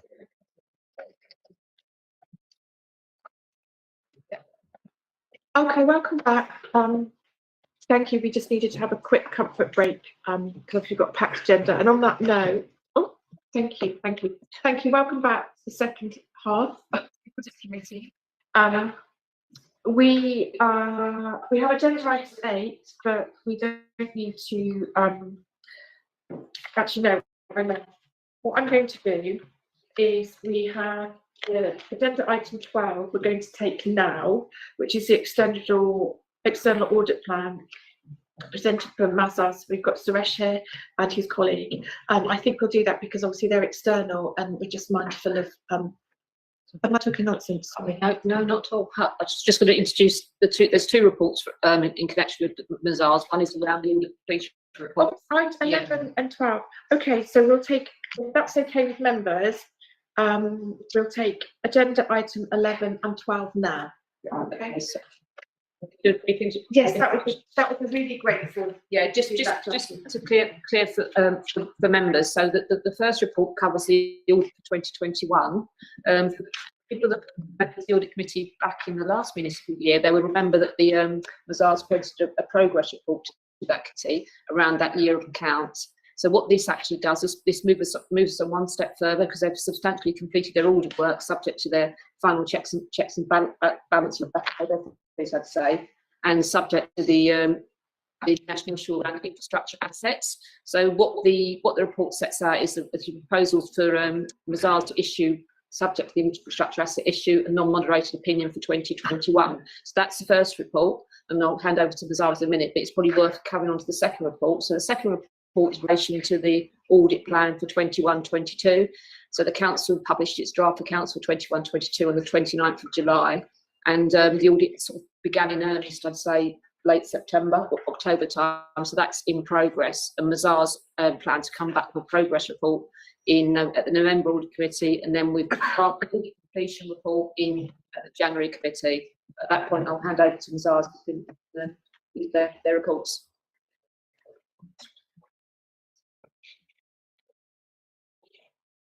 Okay, thank you, and I appreciate moving us up the agenda, Chair.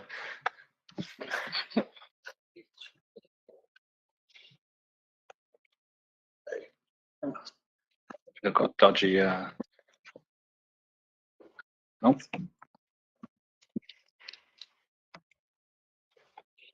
Can I make yours? Yep. It's yours.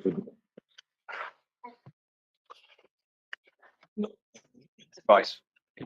No, working. Thank you, Matt. So very briefly on the 2021 report, I'll just touch on the one that relates to the council, which is your page 373, and then Chipper Grace is the audit manager on the audit, and she will pick up the pension fund audit. Without repeating anything that Jackie's just said, just on the executive summary on page 377, just a few things to highlight. Whilst it is a unmodified audit opinion on the accounts, there is what's called an emphasis of matter that we've included. That isn't a modification, that is just emphasising that within your accounts you do have what's called a material uncertainty relating to some pooled investment funds in the pension fund. So that's your share, and that's also repeated in the pension fund accounts. And that's to do with the impact of COVID on the valuation of those funds. That was a pretty common thing in 2021 accounts across local authorities, so you're not unique in that respect. And like I say, it's not a modification to the audit report, it's just something that we emphasise. You'll also see on that page 377, we've highlighted there is one unadjusted misstatement in the accounts of 8.5 million. That relates to an extrapolation of an error that we identified when we do some sample testing on income. But from our perspective, it's not material. So whilst 8.5 million is clearly a large sum, and materiality is almost 20 million. So it doesn't impact my audit report, although I understand the reasons why management aren't going to adjust the accounts.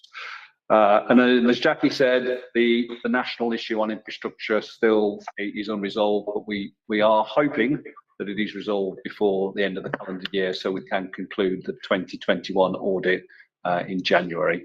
I'll just ask Chief Progressive to take you through a few points on the pension fund audit report.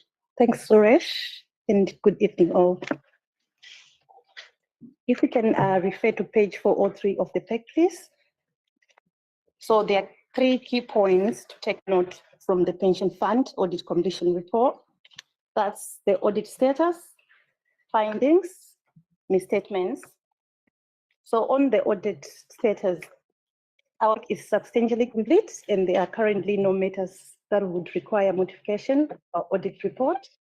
And this is subject to our outstanding matters detailed on page 409, which are closure procedures and review being completed, additional internal procedures to get assurance on level 3 investments, review of the annual reports. On findings, as Suresh has mentioned, that there's material uncertainty in note 4 to the financial statements in regards to the pooled property fund valuation amounting to 155 million as a result of COVID-19 impact. We intend to put an emphasis of matter paragraph in respect of the disclosure within our auditor's report. And there were no other findings noted from our work other than the above that I've mentioned. Misstatements, as per page 420, we have not identified any unadjusted or adjusted misstatements above the trivial threshold of 448,000. I'm happy to take any questions. Thank you, Dr. Gilbert. I just wanted to say, for those officers that presented, they're more than welcome to exit if they want to. We can email. I don't know if you needed to stay for another. There might be some room for performance, but. Are you sure? Of course, but yeah, this was mindful because I know that. Councillor Gilbert, thank you both very much for that. Thank you. Yeah, thank you, Chair. Thank you for that report. Chair, I'm referring to page number 386 in the report under value for money, and it just mentions the status of your work, how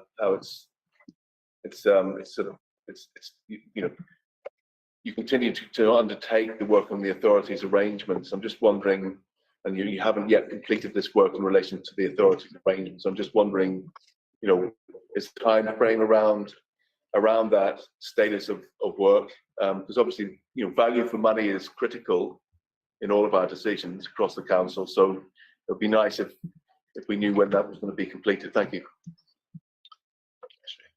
So in terms of the value for money work for the 2020-21 audit, that work is actually complete. We're in the process of compiling what's called a value for money commentary, so that's a new requirement under the code, and following the information we received from officers, we are drafting that as we speak, and that will be presented to you at the November committee. Oh, thank you very much. Any other members have questions from our colleagues? Did you want to ask? Yeah, Ian. Being elected, well done. There's 2 substantial items here, and I know we're going to revisit them in the January meeting in more detail in terms of the accounts particularly. But I'd just like to on record my thanks to obviously the Hackney team who I know who are here, in Jackie, but I know there's many others back there. Well, hopefully they're not service centre now, but who've really worked hard to get the accounts for 2021-22 financial year into place that they have, as well as the working obviously the team around the audit for the 2021 accounts. It's not easy, and the accounts are definition. That's why I also like to come back with my thanks to Suresh, his teamship, who met very recently, and for work they've done. Obviously there is as you'd expect, challenges within the relationship in terms of it's not not without need to question challenges, but it's really constructive. And I know we're very fortunate to have the relationship we have with Suresh and his team. It isn't the case in council, so to make sure the committee recognise that, and that's recognised. Thank you. Thank you, Ian. Beat me to it, because I was also going to say as chair of audit, I think all members as well. Nice. What Ian is just articulated as well, because we know it's going to change in time. Thank you very much. And if there isn't any more questions, I'm just going to. Oh, okay. Sorry.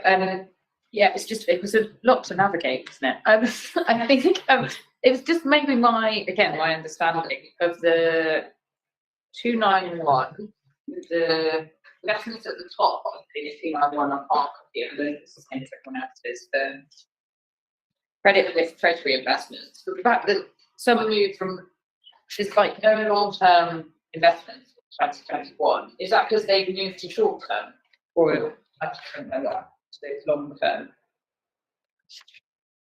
Then maybe this is just my understanding of what I'm looking at. Does that make sense? People know. It does. I mean, so there is often, so there's a shift between the length of time in terms of up to 365 days and beyond 365 days. So Okay. that's part of what behind that. What we always do as part of the formal sign off for the accounts is do a training session to go through in detail with members beforehand, do any specific questions, and obviously mindful we've got a number of new members new to this committee as well. So so it's exactly for questions like that. I think what's helpful about having the accounts here in advance of January is that nothing will change. But it also gives members a chance to have a more of a perusal of these than maybe would have been the case if they came out 2 weeks before. And please do send any questions through to Jack and myself to address those. Thank you.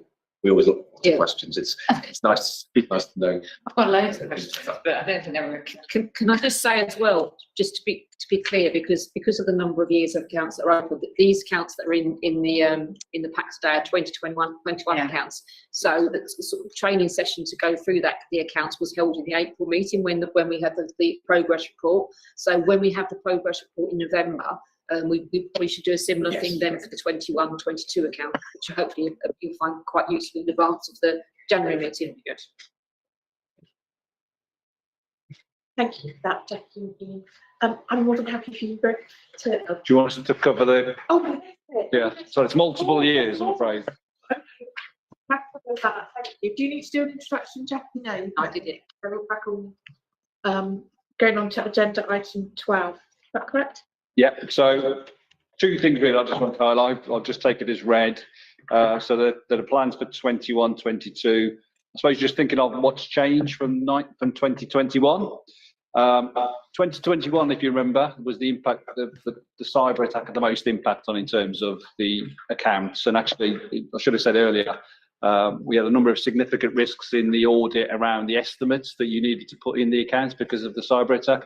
And actually, when you read the 2021 report, we didn't really identify any particular issues in how you'd address the fact that you had to then use a lot more estimation in a lot of those estimates. So for 21-22, what you'll see, we've now just got one risk around those estimates, and it's not a significant risk, what we call enhanced risk. So that demonstrates that the council has done a good job in respect of accounting for the relevant liabilities that it had to estimate as a result of the cyber attack. So I think that's worthwhile highlighting. The second one is just as a matter of fact, we have received 1 objection to the 21-22 accounts, which we're currently dealing with.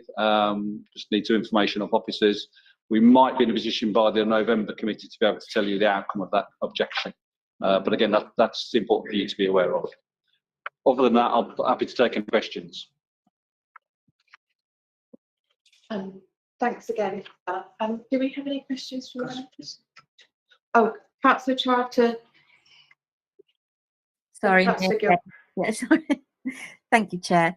I just wanted to ask about the significant risk on page 470, because it's the only one that is marked as a fraud risk, the management override of controls. I mean, I'm assuming that we're not talking senior management here, we're talking sort of middle management, budget holders, and that the type of fraud risk are things like procurement fraud, not so much like false accounting or stuff like that, or perhaps bribery, that kind of thing. Thank you. Thank you for the question, Councillor. So management override of control is presumed in all audits. So whether or not it's a council, a business, or any kind of organisation, and the basis of that is management are in a unique position to override the controls that the organisation has in place. So we as auditors take a sceptical view that any control that's in place could be overridden by management at any point in time. So the areas of focus that we use to address that risk is to look at what we consider to be the most risky areas of that, which is your journals. So essentially at the end of the year, you transact quite a number of journals which move money from one account to another. That's clearly susceptible to that override of controls. Yes, the estimates that you've got in your accounts, because that relies upon judgment and subjectivity. And then what's thirdly called anything that's outside the normal course of business. So if you enter in a transaction which you've never done before with a third party you've never transacted before, then we would be quite suspicious about why you've done that and do some work to understand the nature of that transaction. So it's presumed risk across all audits, but with those three focus areas, which we then report back to you as a committee to say we've carried out work in those procedures. And as you'll see in the 2021 accounts, we identified no issues around that risk. Thank you. Apologies for those that are listening online. There's quite a lot of significant noise in the town hall tonight, which is, I know it's distracting me, so apologies. Councillor Gilbert, did you have a question? Yeah, thank you. Are you allowed to share what that objection was or not? Is that confidential?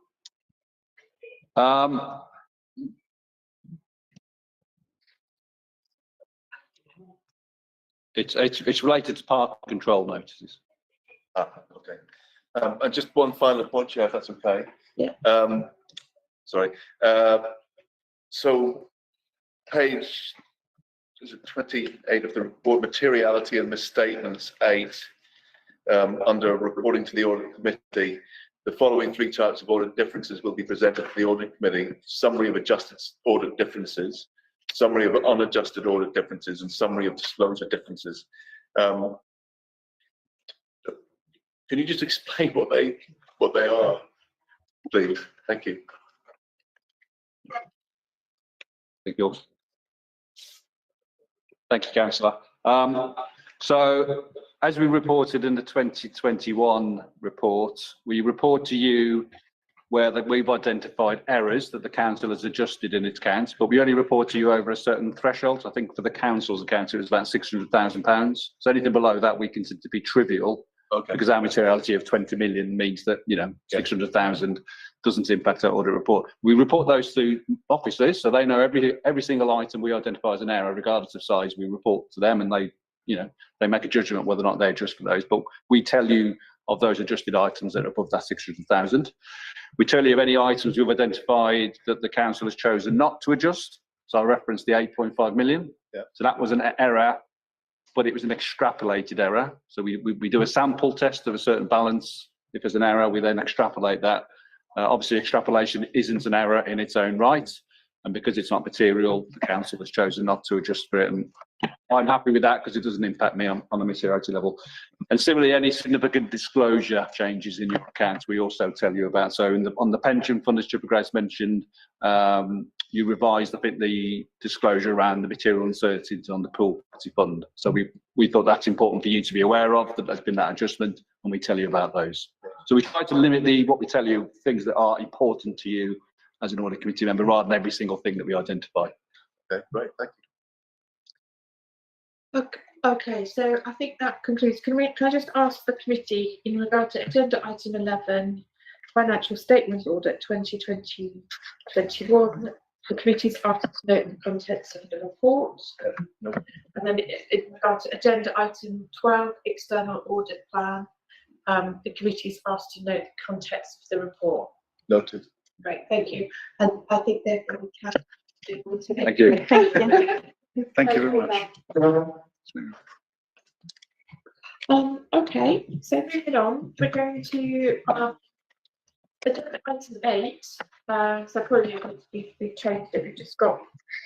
I'll be starting to be corrected, but it looks like we just have agenda 8. Agenda item 8, 9, agenda items 10, 13, and 14. So in regard to agenda item 8, the officer Bruce DeVow is not available to present the report, which is fine. So the committee is asked to consider the performance indicators, the risk management scorecard, and the current capital monitoring update. And can I ask members to write any questions to Bill, because obviously we do not have something more interesting to respond to that. Is that okay, Peter? Is that in line with giving Bruce here? Okay, so we'll move on to agenda item 9, which is the audit and anti-fraud progress report. very kindly got Michael Sheffield, and I also noticed that we've also got Addy, who's a new member of your team. So most welcome, Addy, who's head of audit, who's going to present the report. I'll turn myself off, literally. Thank you, Chair. For those who don't know me, I'm Michael Sheffield. I'm head of internal audit and support and risk management. Since I last addressed the committee, it's been a busy time for internal audit, so it's been undergoing restructure. And the change at the top is from no Tracy Barnett, who's been happening for a long time and was witnessing independent internal audit. So the restructure of permanent staffing solutions in place. Part of that is, as the chair has introduced, on the line is the new internal audit manager. So I'm delighted to be able to call Abby support, who's been with the council for a long time and have worked well with him for a long time as well. Also, recognition to Matt, who has taken on a more senior role as part of the restructure as risk manager now. So congratulations again to Matt, who is capable and will continue to guide the risk coordination of what's happening. The restructure also addresses some temporary staffing solutions as holding the service, particularly since the pandemic, where we've not been able to work at full throttle and staff have been picking up other duties. So getting back to having all of that covered. And it also needs flexibility and it's not able to work in slightly different ways as we have pressures in different areas, and it also addresses our succession planning. So I'm pleased with how that's going. Moving on to internal audit side, the percentage of the audit plan that is in progress this October is consistent with the amount of the audit plan that's in progress a year ago. The difference being that covers considerably more audits. So we're roughly at 40% mark of the work being started, but there's 56 audits this year compared to 35 at the same stage last year. So it's reflecting the fact that work across the council is continuing to recover from the cyber attack and ultimately the pandemic, and work that wasn't able to go ahead previously is now going ahead. That's good news. In terms of the outcomes of the audits, one audit received a no assurance rating in the period, which is the lowest we've ever given in the time I've been here. It was not common. That relates to one of the TMOs in the borough, and the way that we derive that audit assurance is by the number of recommendations that come out of the audit. So those recommendations have been agreed and will be in progress with the organisation. Overall, the number of limited to no assurance reports is comfortably within the tolerances in previous years, so there's no overall deteriorating picture. The only thing I would flag is the fact that audits not being able to go ahead in recent periods is potentially a matter of concern in itself, albeit that's not being reflected in the findings from work at this stage. The recommendations that arise from the plan are remaining at the same level in terms of being accepted by management as things that need to be addressed, and also in terms of them being implemented and solutions and advice being followed up, and that change actually resulting from the audit. So that's the audit update. Moving on to investigations, the covering report sets out benefits arising from investigation work during the period to the end of September. That's 2.6 million. Now, as always, as a caveat goes with that, for something that's hidden, we use standard metrics, which are, it's not things that we've come up with ourselves, it's industry standards to calculate the value or the cost of fraud type. So that's how we get to that figure in respect of 7 key areas to work with. The number of fraud referrals is considerably up at this point in the year compared to last year. So that's 305 referrals this year compared to 155 a year ago. It's principally driven by tenancy and parking cases. They're typically high volume areas for us, and the fact that people are out and about on estates, on street, it leads to more things being spotted and referred through. Then it is also noting that there's a table 2 in the fraud update talks about fraud inquiries. So they are requests for information that come through from other bodies. So, for example, other councils, DWP, the police, they're investigating. Sometimes have the data relevant to their inquiries, reveal that and provide that information where we should.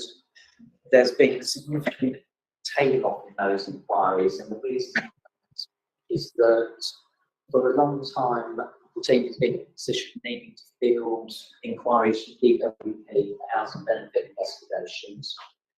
Hackney, while it administers housing benefit, it lost the role of investigating fraud in housing benefit several years ago, since we had a split arrangement to pass over.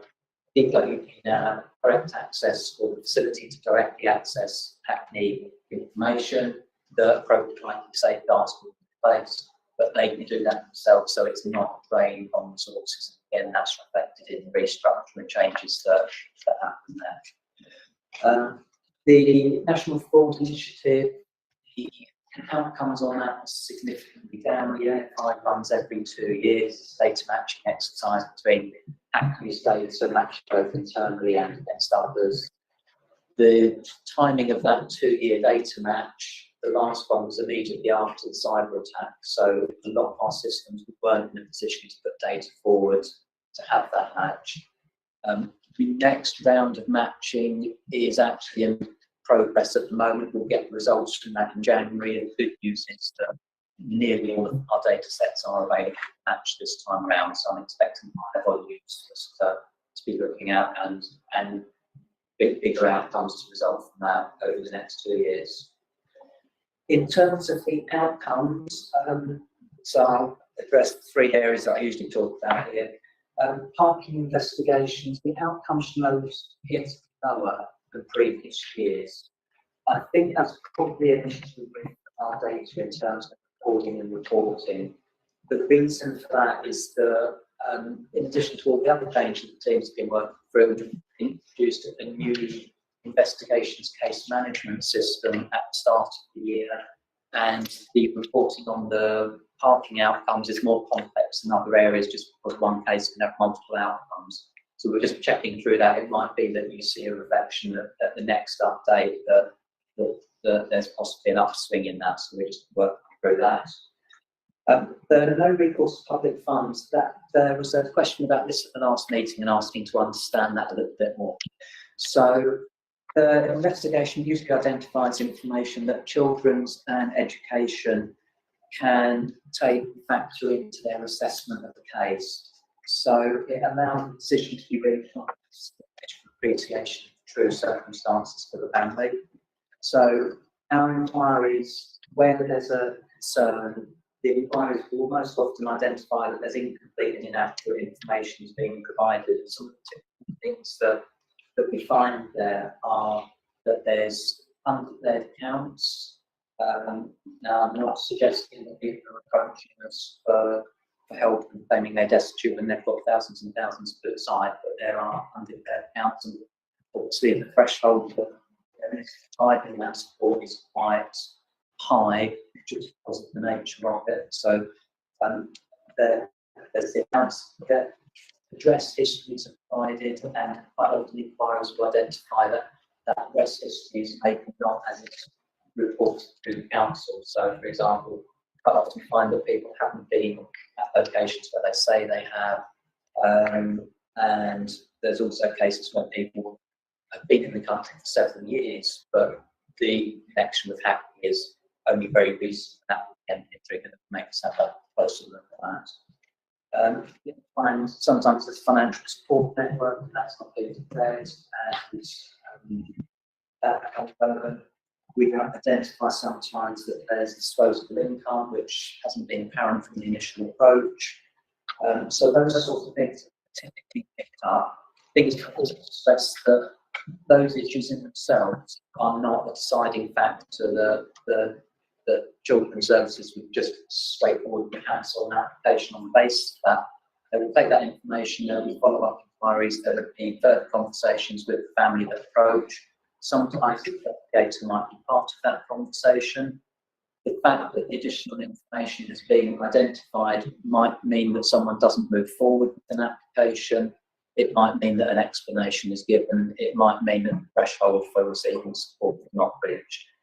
And I think it's also important to note that on other occasions, the additional information that arises from the investigation, it will not result in claim being cancelled. It will actually give great assurance to Hackney that it's appropriate to provide support, and it may mean that the uncertainty as to whether that support is going to be provided, it's a quick process because we've got the extra information. So it's not all a one-way process. The final area to update on is tenancy fraud. Outcomes here are recovering well. 27 recoveries today from that work. That compares to 34 recoveries for the whole of last year. So we are heading back towards pre-COVID levels. And a recent really good story on this work is that Audit Anti-Fraud became involved in the tenancy fraud work in 2010-11. This month, the team has recovered or worked with partners in housing in league at housing providers across Hackney, and has recovered the 1,000th unit as a result of counterfeit inquiries. So we consider some of about tonight in terms of pressures on the waiting list, in terms of the pressures on the capital programme. That is a significant number. So in terms of the council's finances, it's a really good news story in terms of the impact on the hundreds of families that have been provided with secure accommodation over that period that wouldn't have had it as quickly, if at all. Again, it's a really good news story. A press release on this went out today, and my thanks, Councillor Chapman, for your assistance with that. So that's the update from Audit Anti-Fraud, and I'm happy to take any questions that you might have. Thank you, Michael. And that's great. Again, obviously congratulations to the team around the 1,000 tenancy fraud solved, and obviously I think we articulated that.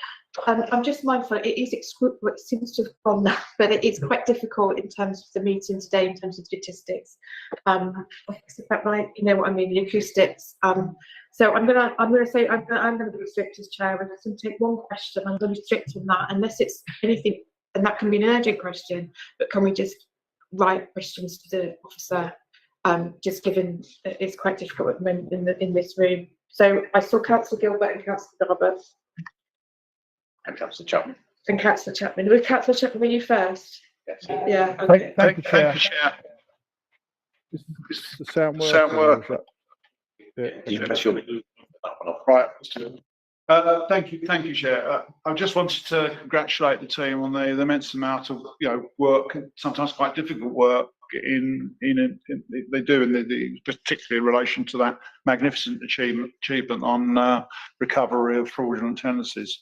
I just would point out that this is not just obviously a matter of following the proper rules and countering fraud. It's also a significant contribution to dealing with housing need in the borough, and tenants have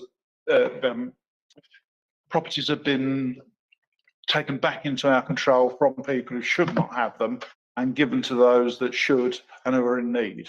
And that really is an important bit of work, and my full congratulations to the team. Thank you. Here, and I think I'm formally on record. Can we put the Audit Committee members also around the team? We do send out thanks to your team, obviously to yourself as well. Great work. Right, Councillor Gilbert and then Councillor Terry. Thank you, Chair. On page 146, details of cancelled, postponed audits in table 3, just the one on the climate change, zero tolerance management request, new strategy produced, which needs time to bed in. Any ideas as to when we might be getting round to that one?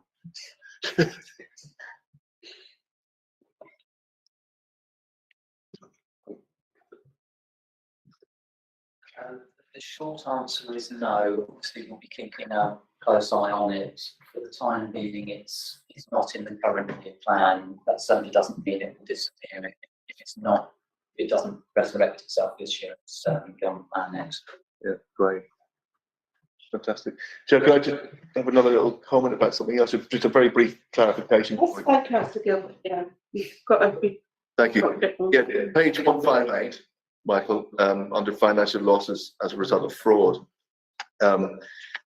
You mentioned in here that it's not always possible to put a value in monetary terms on whatever's happened. But I do know that, you know, there are quite a few figures in the next page that represent, you know, for example, the savings of the tenancy fraud team of 1,134,000. My question is, the other costs that you mentioned, such as reputational damage, these are not financial costs, but other kind of costs. Are those the costs you're referring to? Are they costs? So, you know, replacing staff, the workforce controls, obviously prosecution would be a financial cost, but there's non-financial costs. Is that what you're referring to there? Yes, in simple terms, yes. Yeah. Brilliant. Thank you. That answers. Okay, and then Councillor Zoe. I'll do this. I think, yeah. Got loads of questions on this. I'll send lots outside. It's okay. I think it's really, really interesting work. So one question was around the new relationship set up with DWP to share the information. I just wondered if that's typical and if there was any consent needed for that, like, information to be shared, you know, between the housing benefit records and the DWP, and if people know that information is shared. And one was on the tenancy fraud, which obviously we've noted is really important work to get the units back into use. But I am interested in the kind of human impact of those 27 people and what kind of onward support they get. And I think I'd want to spend time just talking to someone about that rather than answering it here. I just wanted to understand a bit more about what kind of behind the scenes with that piece of work. And I had one more question on the whistleblowing hotline on page 160. It says that no fraud referrals were received through the hotline, or how that's promoted. So maybe we can pick up the tenancy fraud one outside. But yeah, if you've got comments on the other two, that'd be great. So, if I'm honest, the arrangements in 2013-14, when responsibility for investigations for housing benefit passed to DWP, they were not the best. It was something that was imposed on Hackney. It was imposed on all local authorities. It wasn't necessarily something that we thought was a good idea, but it happened. There was no thought given at that time by central government as to how information should flow, and there was very limited compensation given to local authorities to assist with that work, because it's obviously a considerable thing to support hundreds of DWP investigations. So DWP does have the authority to conduct those investigations, so there's a right to that information. If it's a fraud investigation, the gateway to be providing those records to them as much as it's needed to support the investigation. So it's really giving the direct access rather than it go through a member of staff here. Yeah. In terms of the whistleblowing hotline, the service was actually relaunched quite recently. We had an updated whistleblowing policy that was circulated to all staff. I think that was approved at April meeting. Yeah. So it got circulated, and we also had we swapped, or rather the provider changed. The previous provider ceased to provide the service, but they carried on in a different form. So at that point, again, the contact details were circulated to all staff. Thanks, Michael. I can just see Lynn's just put her hand up. So I'm just mindful, obviously, that Lynn's joining us. Councillor Charlton rather is joining us remotely. So Councillor Charlton, just obviously want to contribute to the meeting. Do you have a question for Michael? Yeah, thank you, Chair. Actually, it was just following on from Councillor Garbutt's question, which I was going to ask anyway, which is, I just wondered whether, Michael, you've done any comparison with the performance of DWP investigating housing benefit fraud compared to when the council did it. As you've, rightfully pointed out, it's a very onerous job for the council to support that, and there's no financial incentive to do that. But presumably any financial incentive comes from the housing benefit subsidy that you would get from from government. So, have you compared the number of cancelled housing benefit claims, arising because of fraud now as compared to, say, 5 years ago when the council was doing them? Thank you. No, it's not something that I've looked into principally because the responsibility for housing benefit in any regards is no longer with the audit and anti-fraud team. But it's certainly something that I'll follow up on and see if we have the data. And if we do, I'll let you know how that compares. I think it's worth doing and looking to see what happened, what the experience of other London authorities is. I suspect that their performance is extremely poor compared to the local authorities, but there you go.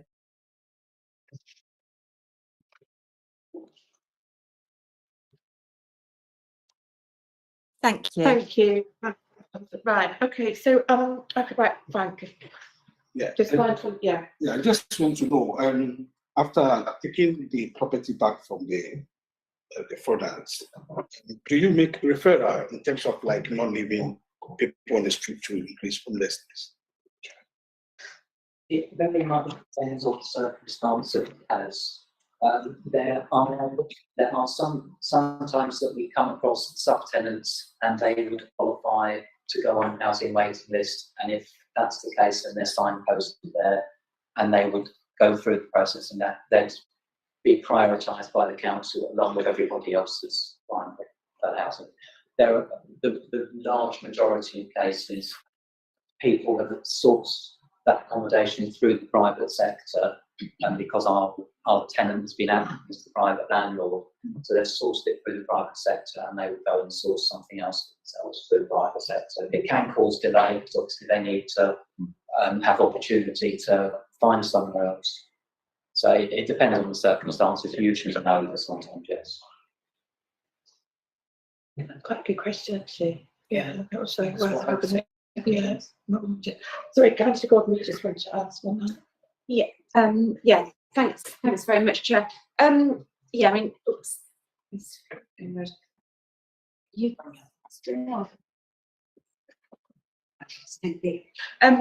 Yeah. So. Yeah. I mean, obviously, acknowledging the importance of the work you do, it's really. But there can also be. Not all your investigations will end up with money fraud or sort of consequences of that. And obviously it's very stressful with prisoners being investigated. I just wondered what sort of average time of investigation is, and also give us any sort of more details really about the investigations that are started that don't end up finding. And I appreciate that sort of balance between different duties. It's done fairly, thank you. So the timescale varies considerably. It's particularly depending on what it is we're looking at. So we have old tenancy fraud cases which could be a year plus old, and it's not just the investigation stage. It's also the time for the housing team to process issue notices, start the legal process going. There's the time waiting to get to court, which is ever increasing at the moment. And then, quite often we will get a court hearing, and then that it will then be 6 months before the next court hearing. So it can be a long time. But obviously that would only be in circumstances where we feel that there's a strong likelihood that the court's going to support fraud billing. If there's we're not reaching that threshold, the investigation is going to be much shorter. And I think it's probably also worth noting that the person investigation doesn't appreciate it as an investigation for the full time that we're looking at it. We'll conduct inquiries and before we go to the next step, we'll satisfy ourselves it's something still to look at. There are other inquiries where it's much quicker. So, for example, a blue badge investigation, the team undertakes proactive exercises. So they'll go to a particular hotspot where misuse is perceived to be happening. People will be stopped on the street on the basis of what's going on that day, and that can either result in information being collected and sanction being issued on the spot, or potentially going to court, depending on exactly what they've done. You're right, many people are innocent, haven't done anything. We have a good track record. We do not prosecute, take people to court, and generally have the case go against us. Even if we don't win, it's not the court turns around and says there's not valid reason for doing this. The other thing to note is that on some of that blue badge work that we do, we will, when we see a blue badge in use, we'll check, so we can see who the actual keeper is, contact the keeper, enable to rule someone in or out as to whether more action is needed. And quite often the person is really happy that we're doing something about a problem that they know is happening. The fraud that takes place stops them having the full benefit of their badge, and people are, in my experience, also happy that the council's taking a line against these things and not just letting it happen. Thank you. Okay, so in regard to, thank you very much, Michael, for always very thorough report and able to answer members' questions, so thank you. So just to confirm, in regard to agenda item 9, audit and anti-fraud progress report, committee is asked to consider and note the progress and performance of this audit and anti-fraud service at the 30th of September. No? Yeah. Okay, so then we're coming on to agenda item 10, which is the Treasury Management Update. And we have a substitution to this evening. I was just going to say, Chair, I'm mindful of the time, and I covered a lot of the important points in relation to this item in my finance update. So unless members have any specific questions, or I'm happy to take them now, but also any written questions. Given there's so much in there. Obviously, members did have a full training session on Treasury not that long ago. Thank you. But as set out. Thank you. We have a quick urgent from Jackie, but wasn't covered by very thoroughly. Earlier. Was like, yeah, okay. So that's so can we note that report in the committee? Yeah. Yeah. Then we'll be there with on that final event. So we've got agenda item 13, the audit committee work plan. And actually, I was just going to comment. It was to be quarterly, and obviously we don't want to change the constitutional arrangements of meetings or anything like that. But I'm just mindful today's been quite long, hasn't it? And I just wondered if we have no longer. I know. I'm just thinking 17th of November. We've got the annual accounts. Will we have them? That's going to be in January now. Right. Okay. So is there a way that we could because clearly looking at primary that it's quite packed. It's okay, Chair. We'll take action to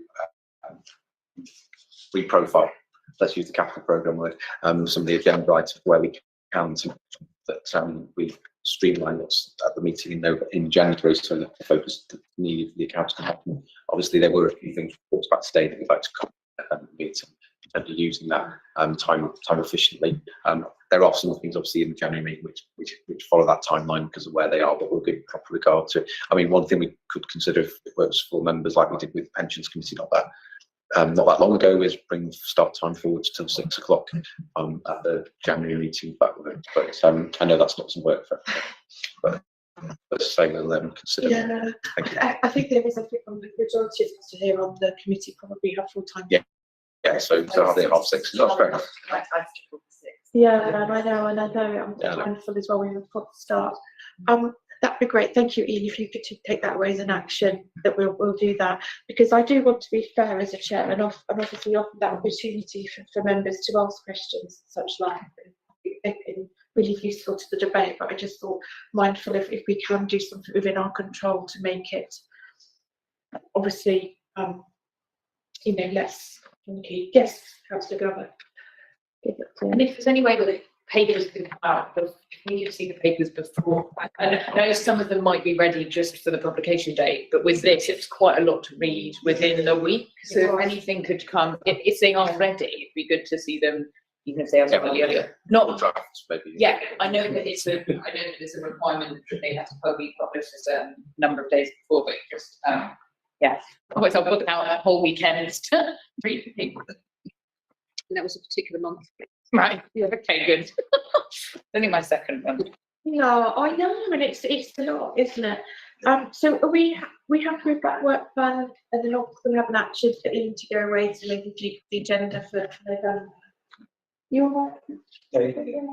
I think I came in late, but I wanted to flag up the amendment.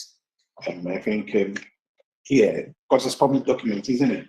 So obviously we have to make sure it's something that says 2023 to 2014. Thank you. I settled it. You can learn. Yeah. It says 2020. It's supposed to be 2024, and it's late 2020. Yeah, this is the one. Page 12. The top paragraph. Yeah. Oh, it's in the notes. Yes, good spot. I'm sure Peter will pick that up. Councillor, it's the top of page 12, Peter, page 16. Yeah. Thank you. Okay, so very quickly, does anybody have any other business? Consider. Okay, so I therefore declare just literally shy of 9 p.m. before we close the Audit Committee meeting. Thank you for members. Always thank you to officers and to those that have already departed for their hard work. We'll meet again. The next meeting is in November, as stated, and we'll take on board in the grant and those things. And I think in the chamber then as well, so we'll get the back and but thanks very much. Thank you very much for Councillor Charlton for joining us, and for those that are watching online. Thank you. Good night. Thank you. Thank you, Chair. I don't need.